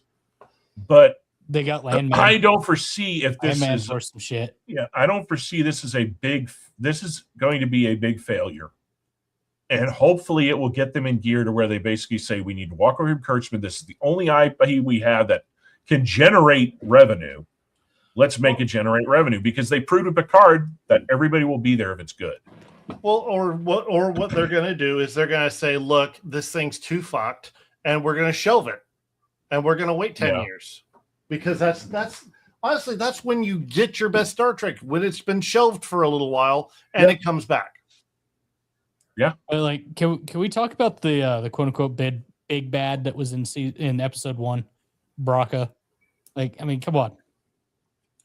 It again is a great actor doing the best as what he has given to work with, but what he has been given to work with is not being written good. No, it's a lazy concept. I mean, whether the guy's a good actor or not, he comes off as a drunk Big Al from Toy Story.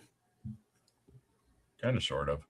But then again, we haven't seen him enough of it yet. I don't know. I have hope that it will get darker, because if it doesn't, I don't understand why Giamatti would have even gotten involved in.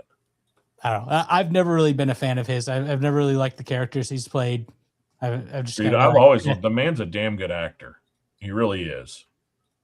I mean, I have seen him play some very complicated characters. In fact, one of the best jobs he ever did was in the TV show Billions, because that character was damn good. Like, that character was a character you hated, and by the 3rd season you were rooting for, even though you still hated him. And as an actor, that's a hard thing to pull off a character that you start hating. You start liking the person you hate. I've seen very few shows where people have ever pulled off good writing and a good actor together to create a character like that. But yeah, I don't know. I'm going to watch it all the way through just because I think it's going to be memeable and funny, and I'll get a laugh out of it. And I'm very curious at what they're going to fuck up on season 5 that everybody is being very quiet about. But the world, Chico, the world. On that note, we got some trailers to get into. Let's do it.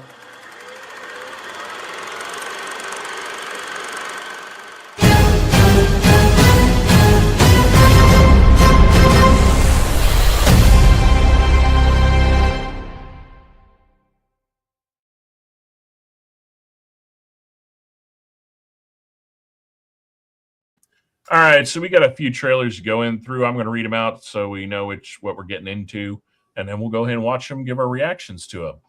The first one we got coming out is one called They Will Kill You, followed up by a trailer that I haven't even watched of the new ripoff of the Burbs. So we'll get to see, since I'm the only one that's watched it, I'll be able to tell you guys how much they've literally ripped off from the original.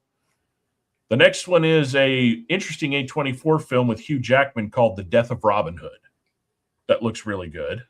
That does. And then we have finally our full trailer for the teaser we looked at a while back with Sam Rockwell of Good Luck, Have Fun, Don't Die. And it is nothing of what we thought from that teaser, gentlemen. It goes in some crazy directions, and it looks like it's going to be one hell of a dark comedy sci-fi. And then we have one coming out on Prime Video called The Bluff, which I haven't watched. I just the little second I watched of it, it was like, okay, I'm going to save this. I want to. So out of all of these, Good Luck, Have Fun, Don't Die is the only one I've seen all the way through. So for clear transparency, the other 4 reactions are going to be live because I have not watched them. All right. So this is They Will Kill You. And if I'm not mistaken, I think this is I don't know if this is a movie or a show. The was built in 1923. Today, it's one of the most exclusive buildings in Manhattan. Hi, I'm the new maid. With such wealth comes the expectation of the highest quality of service. It's a lot of lux. This building is a temple to Satan. Each month we must pay with a human sacrifice. Tonight, you are the offering.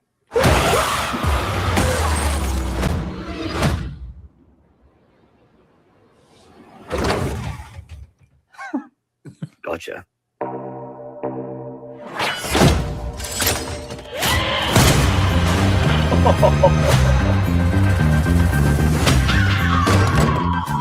I'm getting some Grindhouse vibes from this.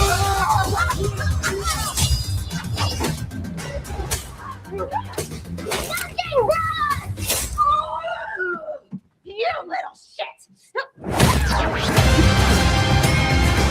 There has to be a way out of here. Give me like the youth vibes. To be a death trap.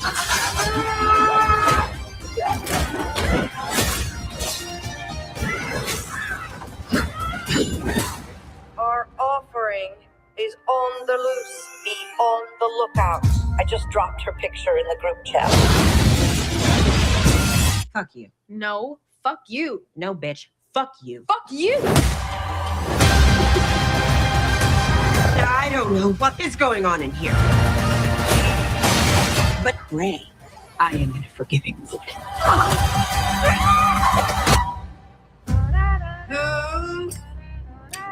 Who the fuck are you?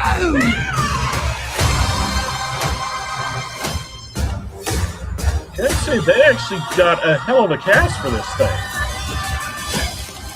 I still can't make out if this is supposed to be a comedy, a horror, just a satire. Like what this dark comedy. No, you can see it's a dark comedy. Prison. Oh, that's the chick that played Domino in Deadpool. Yeah, I was just about to say that. Yeah. So she does some of her own stuff, I guess. Stunt work. Yeah. No, I like the vibe. That looks fun.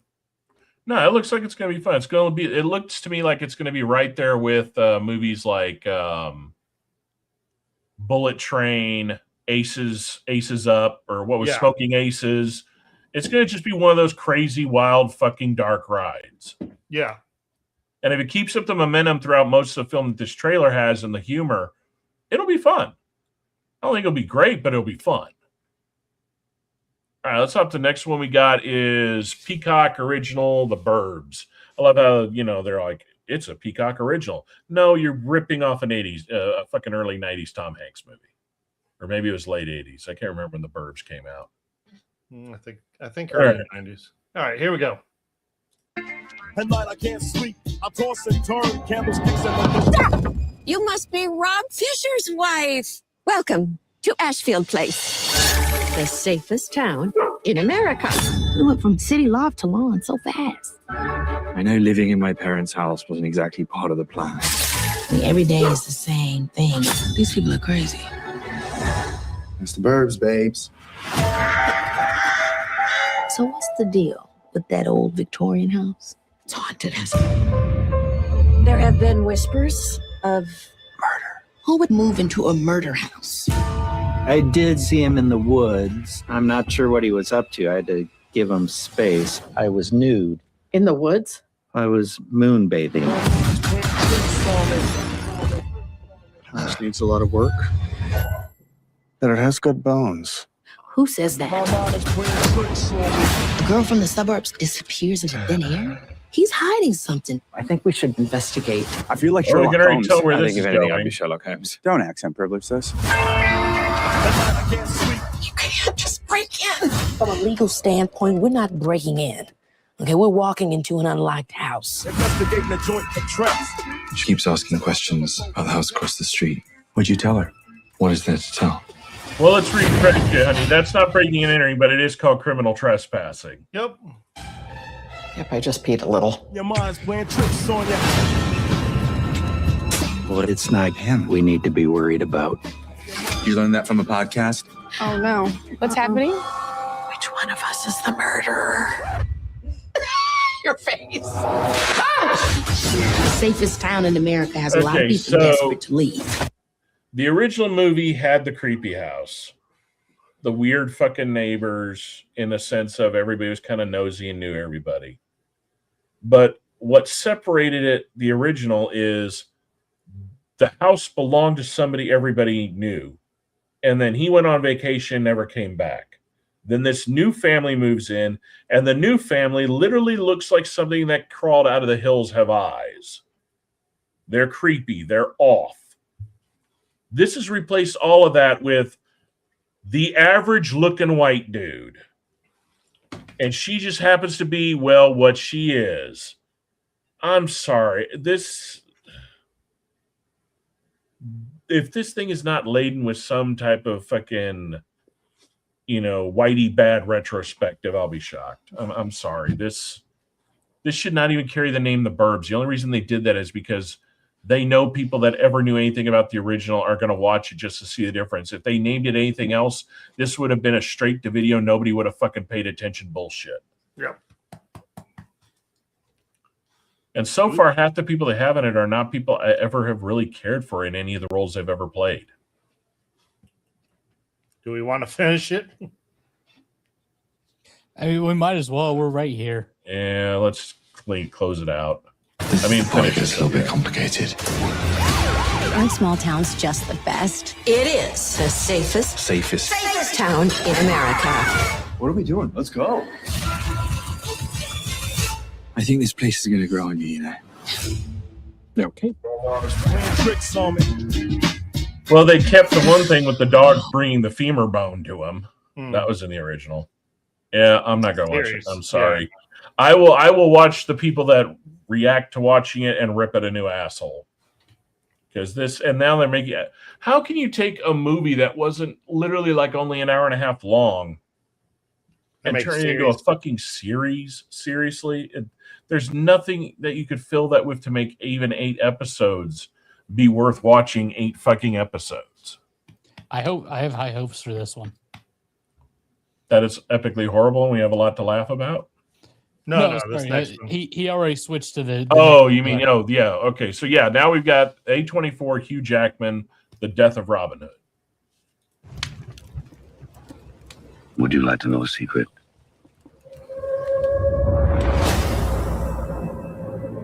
People speak of Robin Hood, telling stories. They're all lies. He was not a hero. You were a murderous brigand. We were monsters. I am the outlaw. Robin Hood.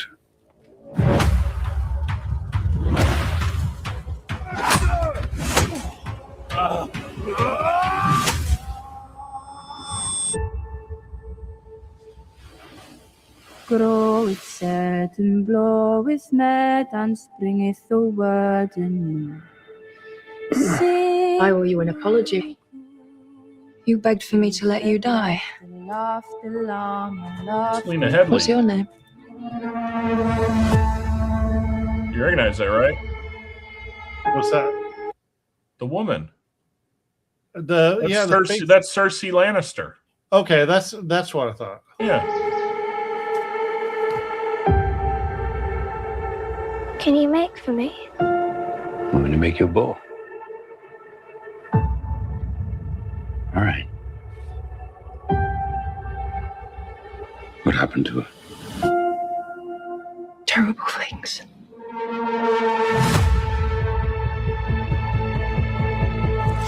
I help those who come to this island. At least I think it is. And people change their course. I've killed so many I could not give you a count. It's a curse.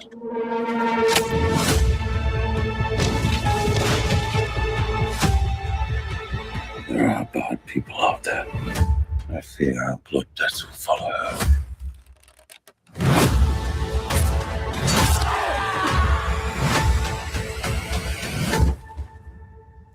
I'll keep you safe. I'm gonna keep you safe. It's good. No, it's Jodie Comer. Oh, okay. No, I Here's like the that. interesting thing. Guess who's playing Little John in the flashback scenes? Huh. Bill Skarsgård. It looks good. I think I like it. It looks out like of all the three we watched so far, I'll watch that faster than the others. Well, I've always said that Robin Hood should be a darker story because when you think about the tragedy it is. Yeah. Oh, yeah. He's literally how to summarize it?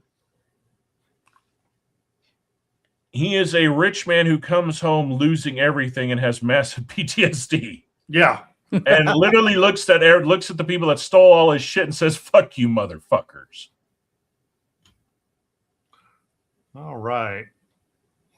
All right, next one we got is the full trailer for Good Luck, Have Fun, Don't Die.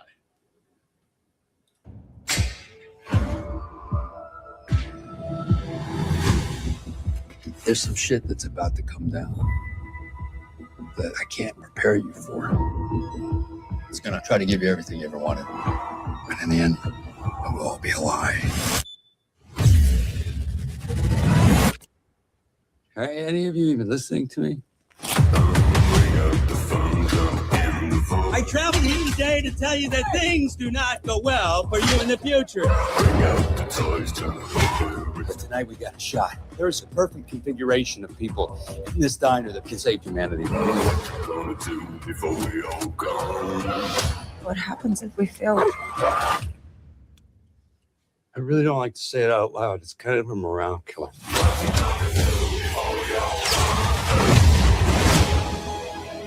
Somewhere inside of you, you know the way things are, the way we're heading, the way people are with each other. You know the world's going to shit. It means a damn is you people choosing to come along for this ride because you see the writing on the wall and you're ready to wake up and do something about it.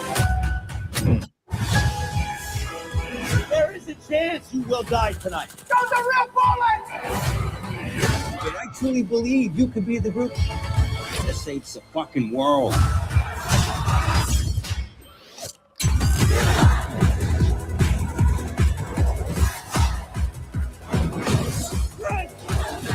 This is real. Pretty much, yeah. Whoa, what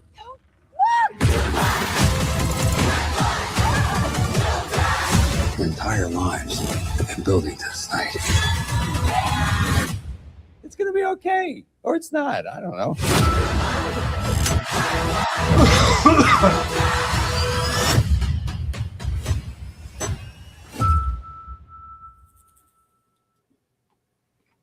Oh no, that looks like that. It'll be fun. fun. Like, yeah, that's going to be fun. Yeah. The more they show, you're realizing, my God, that like the first one did not show any of the effects that were based in it. Didn't show the VR. Didn't show like the direction. It left you wanting to see this trailer. Now this trailer leads you wanting to. These are how trailers are supposed to fucking be. Yeah. Not show you everything in the first teaser, and then you're just kind of like, meh. This still, you know which direction, more of where it's going, but you don't know how it's going to get there. You don't know what twist. Yeah, like the first one showed you, okay, you know the world's going to die, and you're questioning, is he a kook or is he telling the truth? This one, now you're seeing you're telling the truth, but now with the VR element, are what we're seeing really happening is the question you're going to question. Then you're wondering, okay, all right, are we just in like his own mind or this shit? And then you see the fucking baby and the robot, and you're like, oh, now it's going full tilt crazy. So yeah, I like it. This is the way movies like this should be shown in trailers. And the last one we got is The Bluff, which I'm not too sure if this is a movie or a series. I didn't look fully into this one. It says film rating. Prime Video film. Strong, bloody violence. All right, you already got me. All right, this is The Bluff. Let's give it a try from Prime Video.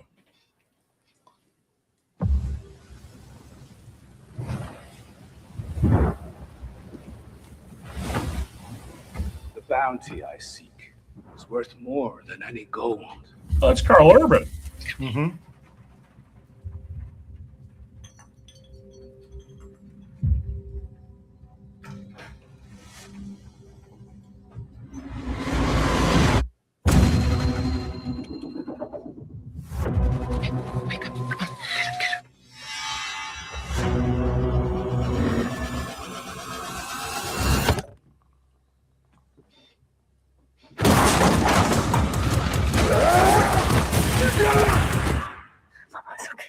Mama's okay. No one leaves this island until I collect my property. Why did you betray me? You think I'll ever just let you slip away?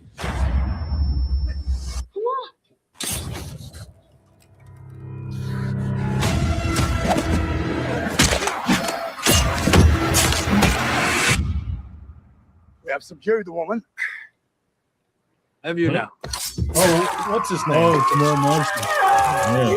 You come to my house, threaten my family. Bloody Russo brothers. Whoa, Russo brothers. You have a beautiful new family. They know who you really are. I'm still your mother, and I will do anything in my power to protect you. Look away. How are you so good at killing people? Your father didn't marry me for my cooking. It's you those men are looking for. Let them look. Dead or alive, gentlemen. They're gonna find us. And they're gonna kill us.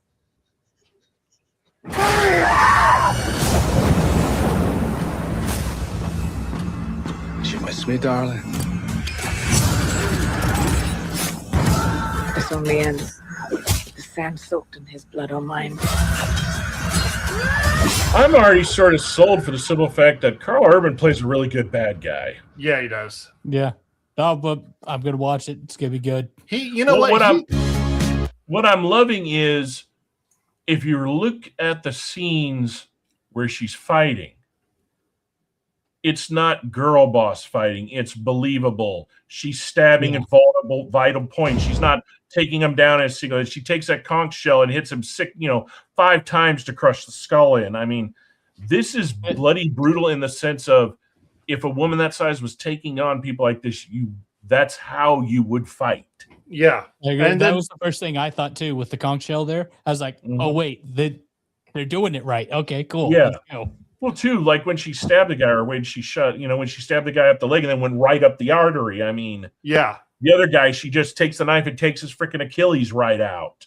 I mean, these are not attacks that, like, there's so many times where you see movies where they have like a smaller frame female take on a larger guy, and the attack that they take would be a vital attack if the woman was larger size and had a stronger physique to be able to plunge a blade deep enough in that area to do that damage. She's attacking parts where you don't need that. 230-pound dude, then yeah, it would be vital.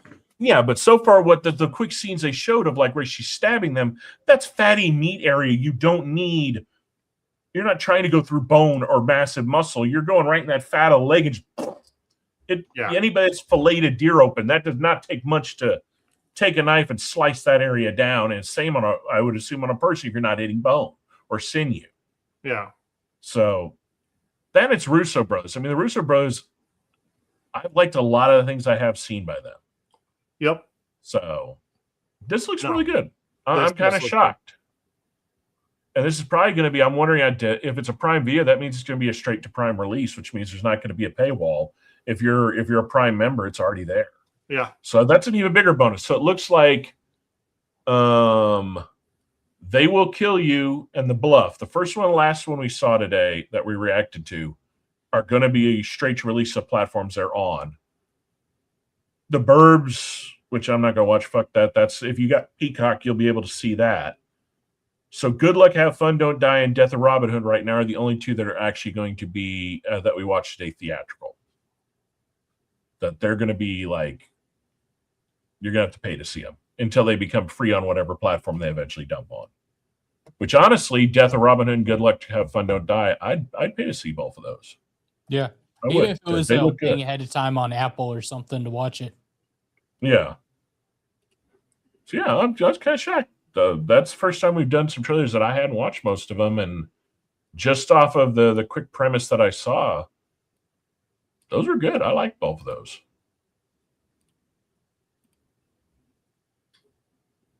Well, what do you guys got going on for the next 2 weeks? Yeah. Yeah, I mean, tomorrow I'm gonna see if I'm gonna get up in time to go to Airsoft. Probably not, but who knows? I got my stuff laid out just in case I get the wild hair. I've got a party that I'm catering barbecue for in a couple of weeks, and so I'm gonna start on the weekends preparing that, and then I'll vac seal them, freeze them, and then I'll bring them back up to temp in the sous vide. Once we're at the party, but I don't want to do all that cooking all in one weekend, so I'll break it up. Nice.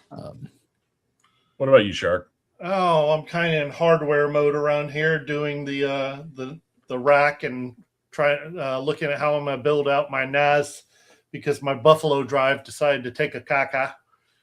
So it's dark over here, going into hardware mode. Right, exactly. Totally. So, yeah, that's like I've got a few 3D printed projects down. I got a few things coming in tomorrow to see the placement on the walls.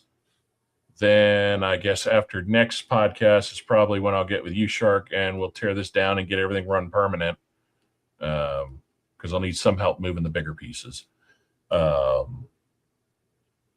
than that, just work. And then I'm thinking next show.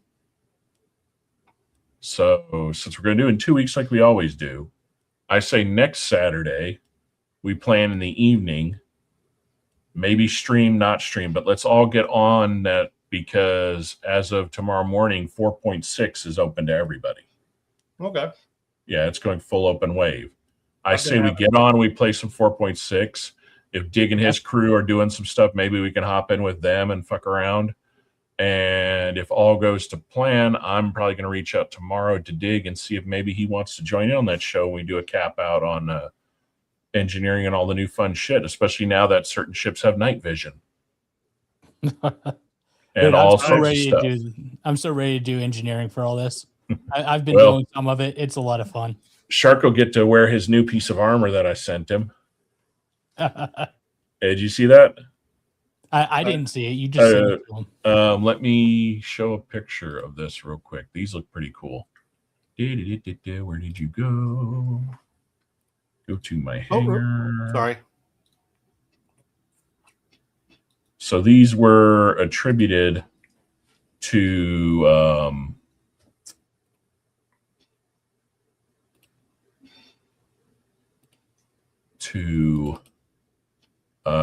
Imperator subscribers. Oh, those are cool.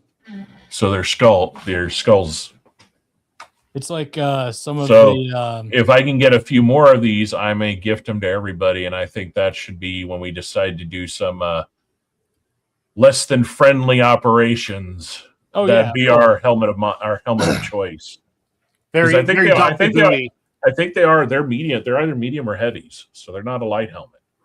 Let's face it. When it comes to armor, you want heavy in your chest and your helmet. The legs and arms, you really. In fact, you don't want to run anything bigger than a medium on your legs because it slows you down. That's a glitch that's been in the game since day one. If you run heavy on your legs, that's when you're all. But if you run medium or light, you can still run. Yeah, it reminds me of like some of the Spartan helmets. Yeah. Well, yeah, because Grim, the sniper from Reach, had his was gold with a silver skull etched into it. Yes, it is a similar concept, though. Yeah, it gives me Doctor Who vibes. So after I finish my 6-month ordeal of printing the T60 armor, now that I have all the STL files, that's going to go in the corner. The one after that, because it's a cosplay I've always wanted to build, I want to 3D print and build out the heavy from Reach. See, now you're all copying me. I've got my 1-to-1 over here. Now y'all are like, oh man, it'd be cool to have shit like that in our background too. And you're right. It will be awesome to have a T60 back there. Oh, dude, I'm going to wire it up and everything. I want all the lights and everything to work. I want to put a voice modulator. When we're doing the show, I can hit a button and it'll say shit. I mean, I've already got some of the shit for it in the room. It'll flip down the little eye visor. That wouldn't be that hard to put. You just you put a left and a counterclockwise servo. There's so much shit that can be done with it. But I definitely want to wear it cosplay one time. But I'd have to lose a little weight unless he'd look like the power armor that ate a power armor. I'm cosplaying this power armor that was in this specific episode of. That's one thing I will hold on. That's one thing I will agree that people that have complaints about Fallout that I do have to agree. Why are there so many fat people in Fallout? If people are starving in there, even in the games, there was nobody overweight. I have the perfect one for you. Being overweight, Mondushan. Who? Fifth Element. The Mondushan. The divine beings, that armor they had. Oh yeah. Nah. That would be a pretty huge. That would probably take a year to print. Those are bigger than you think. If you actually look at like the set photos, they're huge. They're like 7 feet tall. I want to make out a old man Rex from Clone Wars. Yeah, that'd be a good one. See, the old man I want to do, and then I get to be fat, and I don't have to build a bunch of the other shit that would be really bad because I am fat. Oh, I found one that I could pull that I would just have to lose some belly weight. I'd have to trim down in the belly a little bit. But that is, I want to do Old Man Dutch. Okay. From Predator. And I already got all the STL files to combine to make the armor he wears. So all I'd have to do is grow this out in Diet Gray, grow this out Diet Gray, and scruff it up. I already got my cigars, and then throw on that armor. 8-Ball went all ecstatic considering you found out that you were here for the show, right? Yeah, you were here. Were you here when we were we were talking about before you hopped in on it. Did I like step out for something and then come back? No, I think you either hopped out. Yeah, you went downstairs for something. Oh, okay. You left out for a little bit. That's right. Yeah, before the show started. Yeah. So he lost his shit when I told him that I have all the STL files to print the heavy machine gun from Aliens. And all of the scans were taken from the... Get this. You know you bring that up to him, he's going to lose his shit. All the scans were taken from the actual movie prop. Wow. So they're movie screen accurate. And then he was all like, "Oh, you know what I'm thinking?" It's like, dude, I've already looked at the STLs. I already know how to hide a tank, an HPA regulator in it, and everything. And Shark even found a program that literally he can build the motion tracker for it that actually works out of an ESP32 chip. Dude, I've been looking into those ESP32 stuff because I've got that light project going on in the theater where I've got the baseboards I'm putting up where I've got LED strips that go into them. Nice. And then there's a like a stained, or not a stained, but like a frosted plexiglass. Diffuser. That goes over it. But I need it to also do all its colors and stuff based on what's going on the TV. And so there's a whole bunch of stuff, including the ESP32 board. Yeah, yes. SP32 board. There's also a guy that he took the device that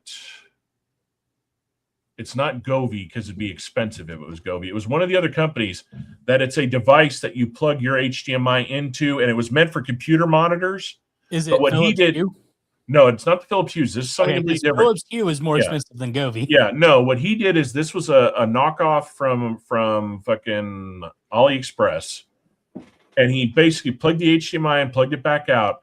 And then he took the USB off of that board and ran it to a Pi into an Arduino. And he was able to literally do that with everything in his room and section it out in zones. I think the one I saw with his name was like Justin something or another.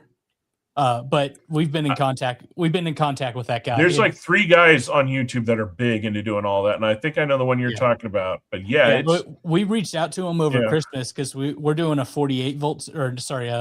24 volt system instead of the 5 volt that he's doing. And I was like, we sent him an email. I was like, hey, can we do this but power it with this and all this other stuff?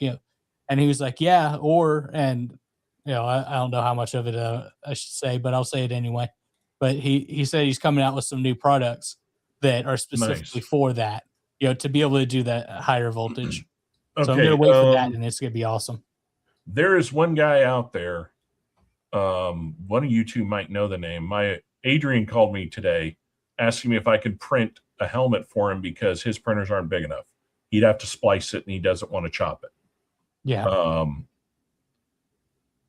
Who is the guy that everybody goes to that he has a subscription service that you can go onto his website and he has like some of the best helmets, props, and guns out there, but it's like STL Flicks or something. It's like $50 a month. Jesse actually. This is a Jesse. This guy starts with an N or a K. Jesse was talking about him the other day because he was talking about. Long story short, Adrian's going to give me his login for that site. Oh, nice. So we can get all the STLs we want off of it. That's cool. And he said they have everything from fucking Halo on there, like everything. I need to clean up that drive then. Yeah. Yeah. Or we can put it on mine. Or yours. Yeah. No, well, I mean, at yours, all we got to do is section all stuff into folders. Yeah, it's just got to clean the homepage up. Quick. Yeah. Yeah, I mean, it's like all the Halo shit, we could literally just create a Halo folder and have it all in there. Yeah. But yeah, apparently this site, he's like hundreds and hundreds of fucking high quality prints. So it's basically like Galactic Armory, but on steroids, and it's a subscription base instead of per item. I do like Galactic Armory. They do good shit. That's where I got the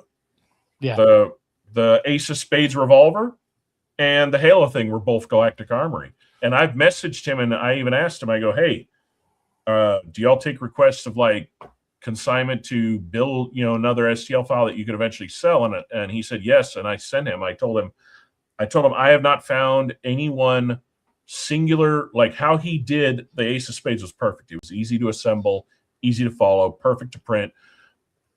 I've downloaded the file from Bamboo and it already had everything laid out and all the parameters ready to go.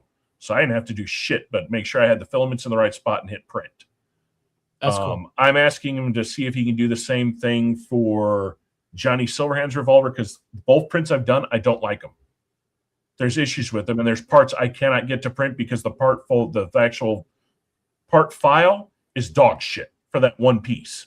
And it happens to be the goddamn handguards, the grips. Of course, kind of the most important. The most important fucking part.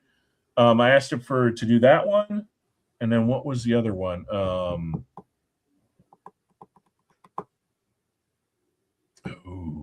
What was it? Oh, remember we were talking about. I already got 2 files that are good for the Good Samaritan and Big Baby from Hellboy. Yeah, that's I want to do the Samaritan. We've talked about that one for a while. Yeah. Oh, I asked him to do a detailed rendition of Carl Urban's Lawgiver from Dredd. Oh, okay. Because when you type in Lawgiver, the only ones that come up are fucking Stallone's. I haven't found a good one for Carl Urban's Dredd. Another guy who does good stuff like that, and I forget his last name, but he always responds when you message him. His first name's Dino, and he does the like clone trooper helmets and stormtrooper helmets, all that kind of stuff. Is he on YouTube as well? I don't think he's really on YouTube as much, but he's like really in the Facebook groups and stuff, and he's basically hand in hand with Galactic Armory. Like when you talk about doing like 501st worthy buckets, you go to Dino. You go to Sanitized. Is it Sanitized Creations? I think. I know one you should see about if they have it. What was the name of the gun from Vampire Hunter D? Oh, you know what I'm talking about? It was like weird. It had like the 4 like. Yeah. Okay. So hold on. Sanitized Creations. Dino from Bochum, Germany. Yeah. Yeah. He sells all his files on Etsy. Yes. Like you can buy them painted and printed and done from him, but you can also then buy the file if you just want the file. Yeah. Dude. Yeah. He's got everything fucking Star Wars shit. Yeah. No, he's really cool. Highly suggest him. Okay, I'm saving his shop. If you're doing stuff like that. Yeah, I'm saving his shop right now. All right, which one are you talking about, Shark? The pistol from Vampire Hunter D. I don't remember the name of it. Because I want to build the sword also. That would be nice. Oh, you're talking the weird one that looked kind of steampunky? Yeah. Yeah, ArtStation and Thingsverse has them. Okay.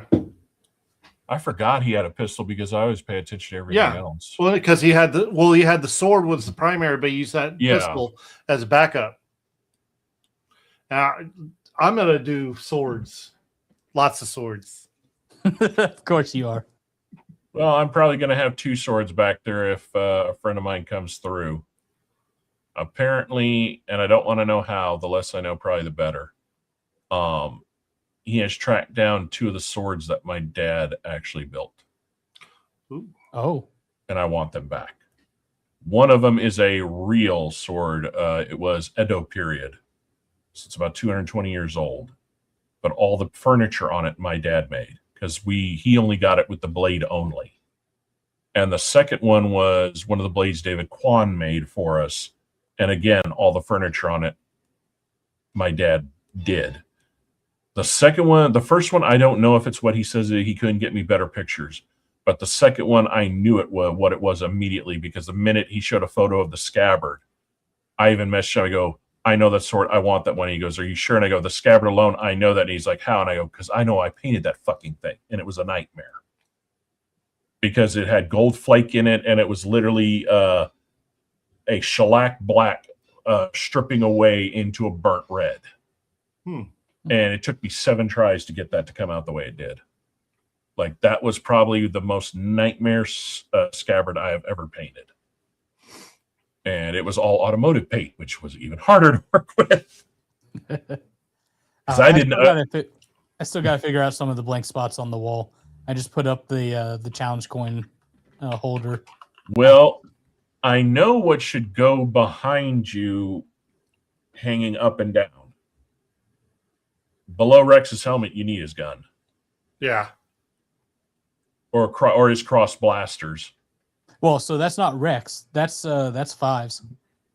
Okay, Fives gun then. Because That's the thing. I do want to do it, but I have not found a good Westar M5. Because the other thing is he's an ARC trooper. They generally ran the Westar M5 as their primary. The red helmet, I can't tell from here which one is that. Oh, that's I did it in a Rally Master color for But it's a Mandalorian helmet. It is right? a Mandalorian. Okay. Yeah. I couldn't tell because my eyesight's the way it is. I couldn't tell if it was a true T or if it was the split. Because if it was the split, then it's the Imperial Guards. No, it's a Jango Fett clone. Okay. You know, for that one, what would be cool is to print the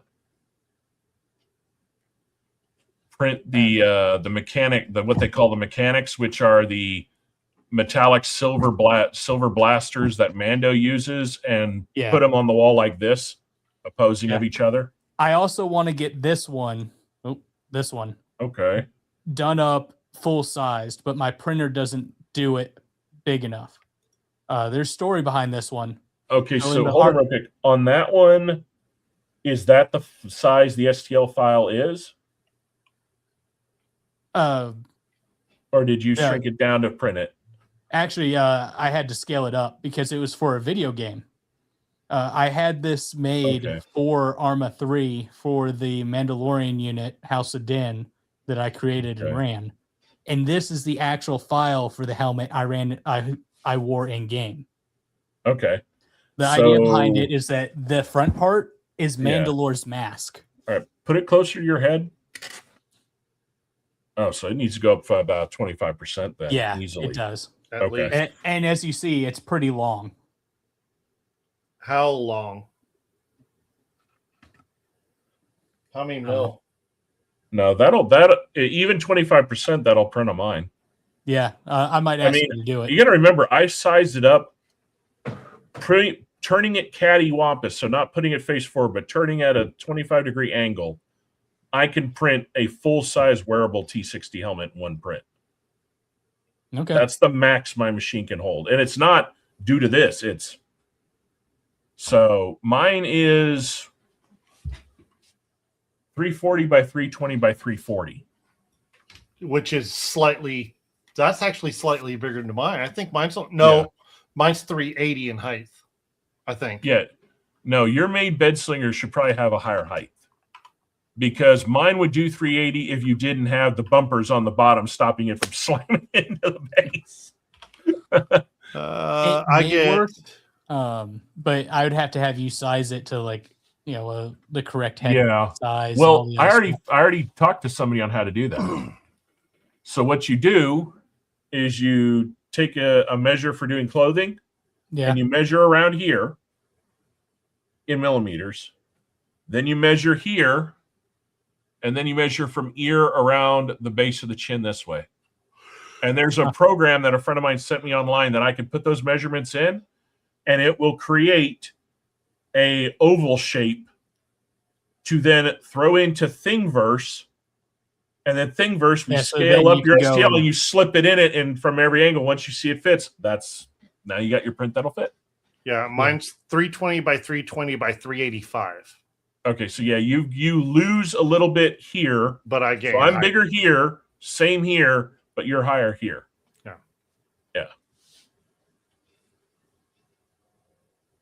Plus, mine since it's not a bed slinger, I actually can print more things in detail to the very far edge of the plate without losing anything. Bed slingers, y'all can't do it. Y'all have to stay within a certain or else it'll fuck up or lose quality. Yeah. Now, don't get me wrong. That file is not optimized for 3D printing. I've made it work. I had to do all kinds of crazy shit with the file, and it works, but it's like it barely works kind of deal. Yeah. I mean, it's something between the three of us we can easily make it. We can easily get it to work and get it to fit you, and then once we do, shoot it to the bamboo, and it'll probably take. If I do the smoothing settings like I have, so you don't got to do much finishing on it. Yeah. Probably looking at about 15 hours, maybe 15 at most. With all the ridges and everything in that, it's just going to be a nightmare to try to have to sand and all that. So don't have to do the print settings where it's nice. The outer. That's what I'm saying. That's what I'm saying. The print settings I have, you shouldn't have to sand it at all. Yeah. Because maybe at most you will have to do the lower lip, so when you're wearing it, it's not cutting in. You'll have to round that inner edge out. But that's it. Yeah. Everything else, like the outer part, you'll be able to easily just shoot primer and go and paint it. I don't know. Once we do that, that's replacing the Well, there we go. The Mandalorian. Yeah, I know you're all. It's like dyslexia wants to actually go where you're supposed to, and your brain auto's like, no, dyslexia. Then, yeah, it's for once the dyslexia is going in the right direction. Oh man.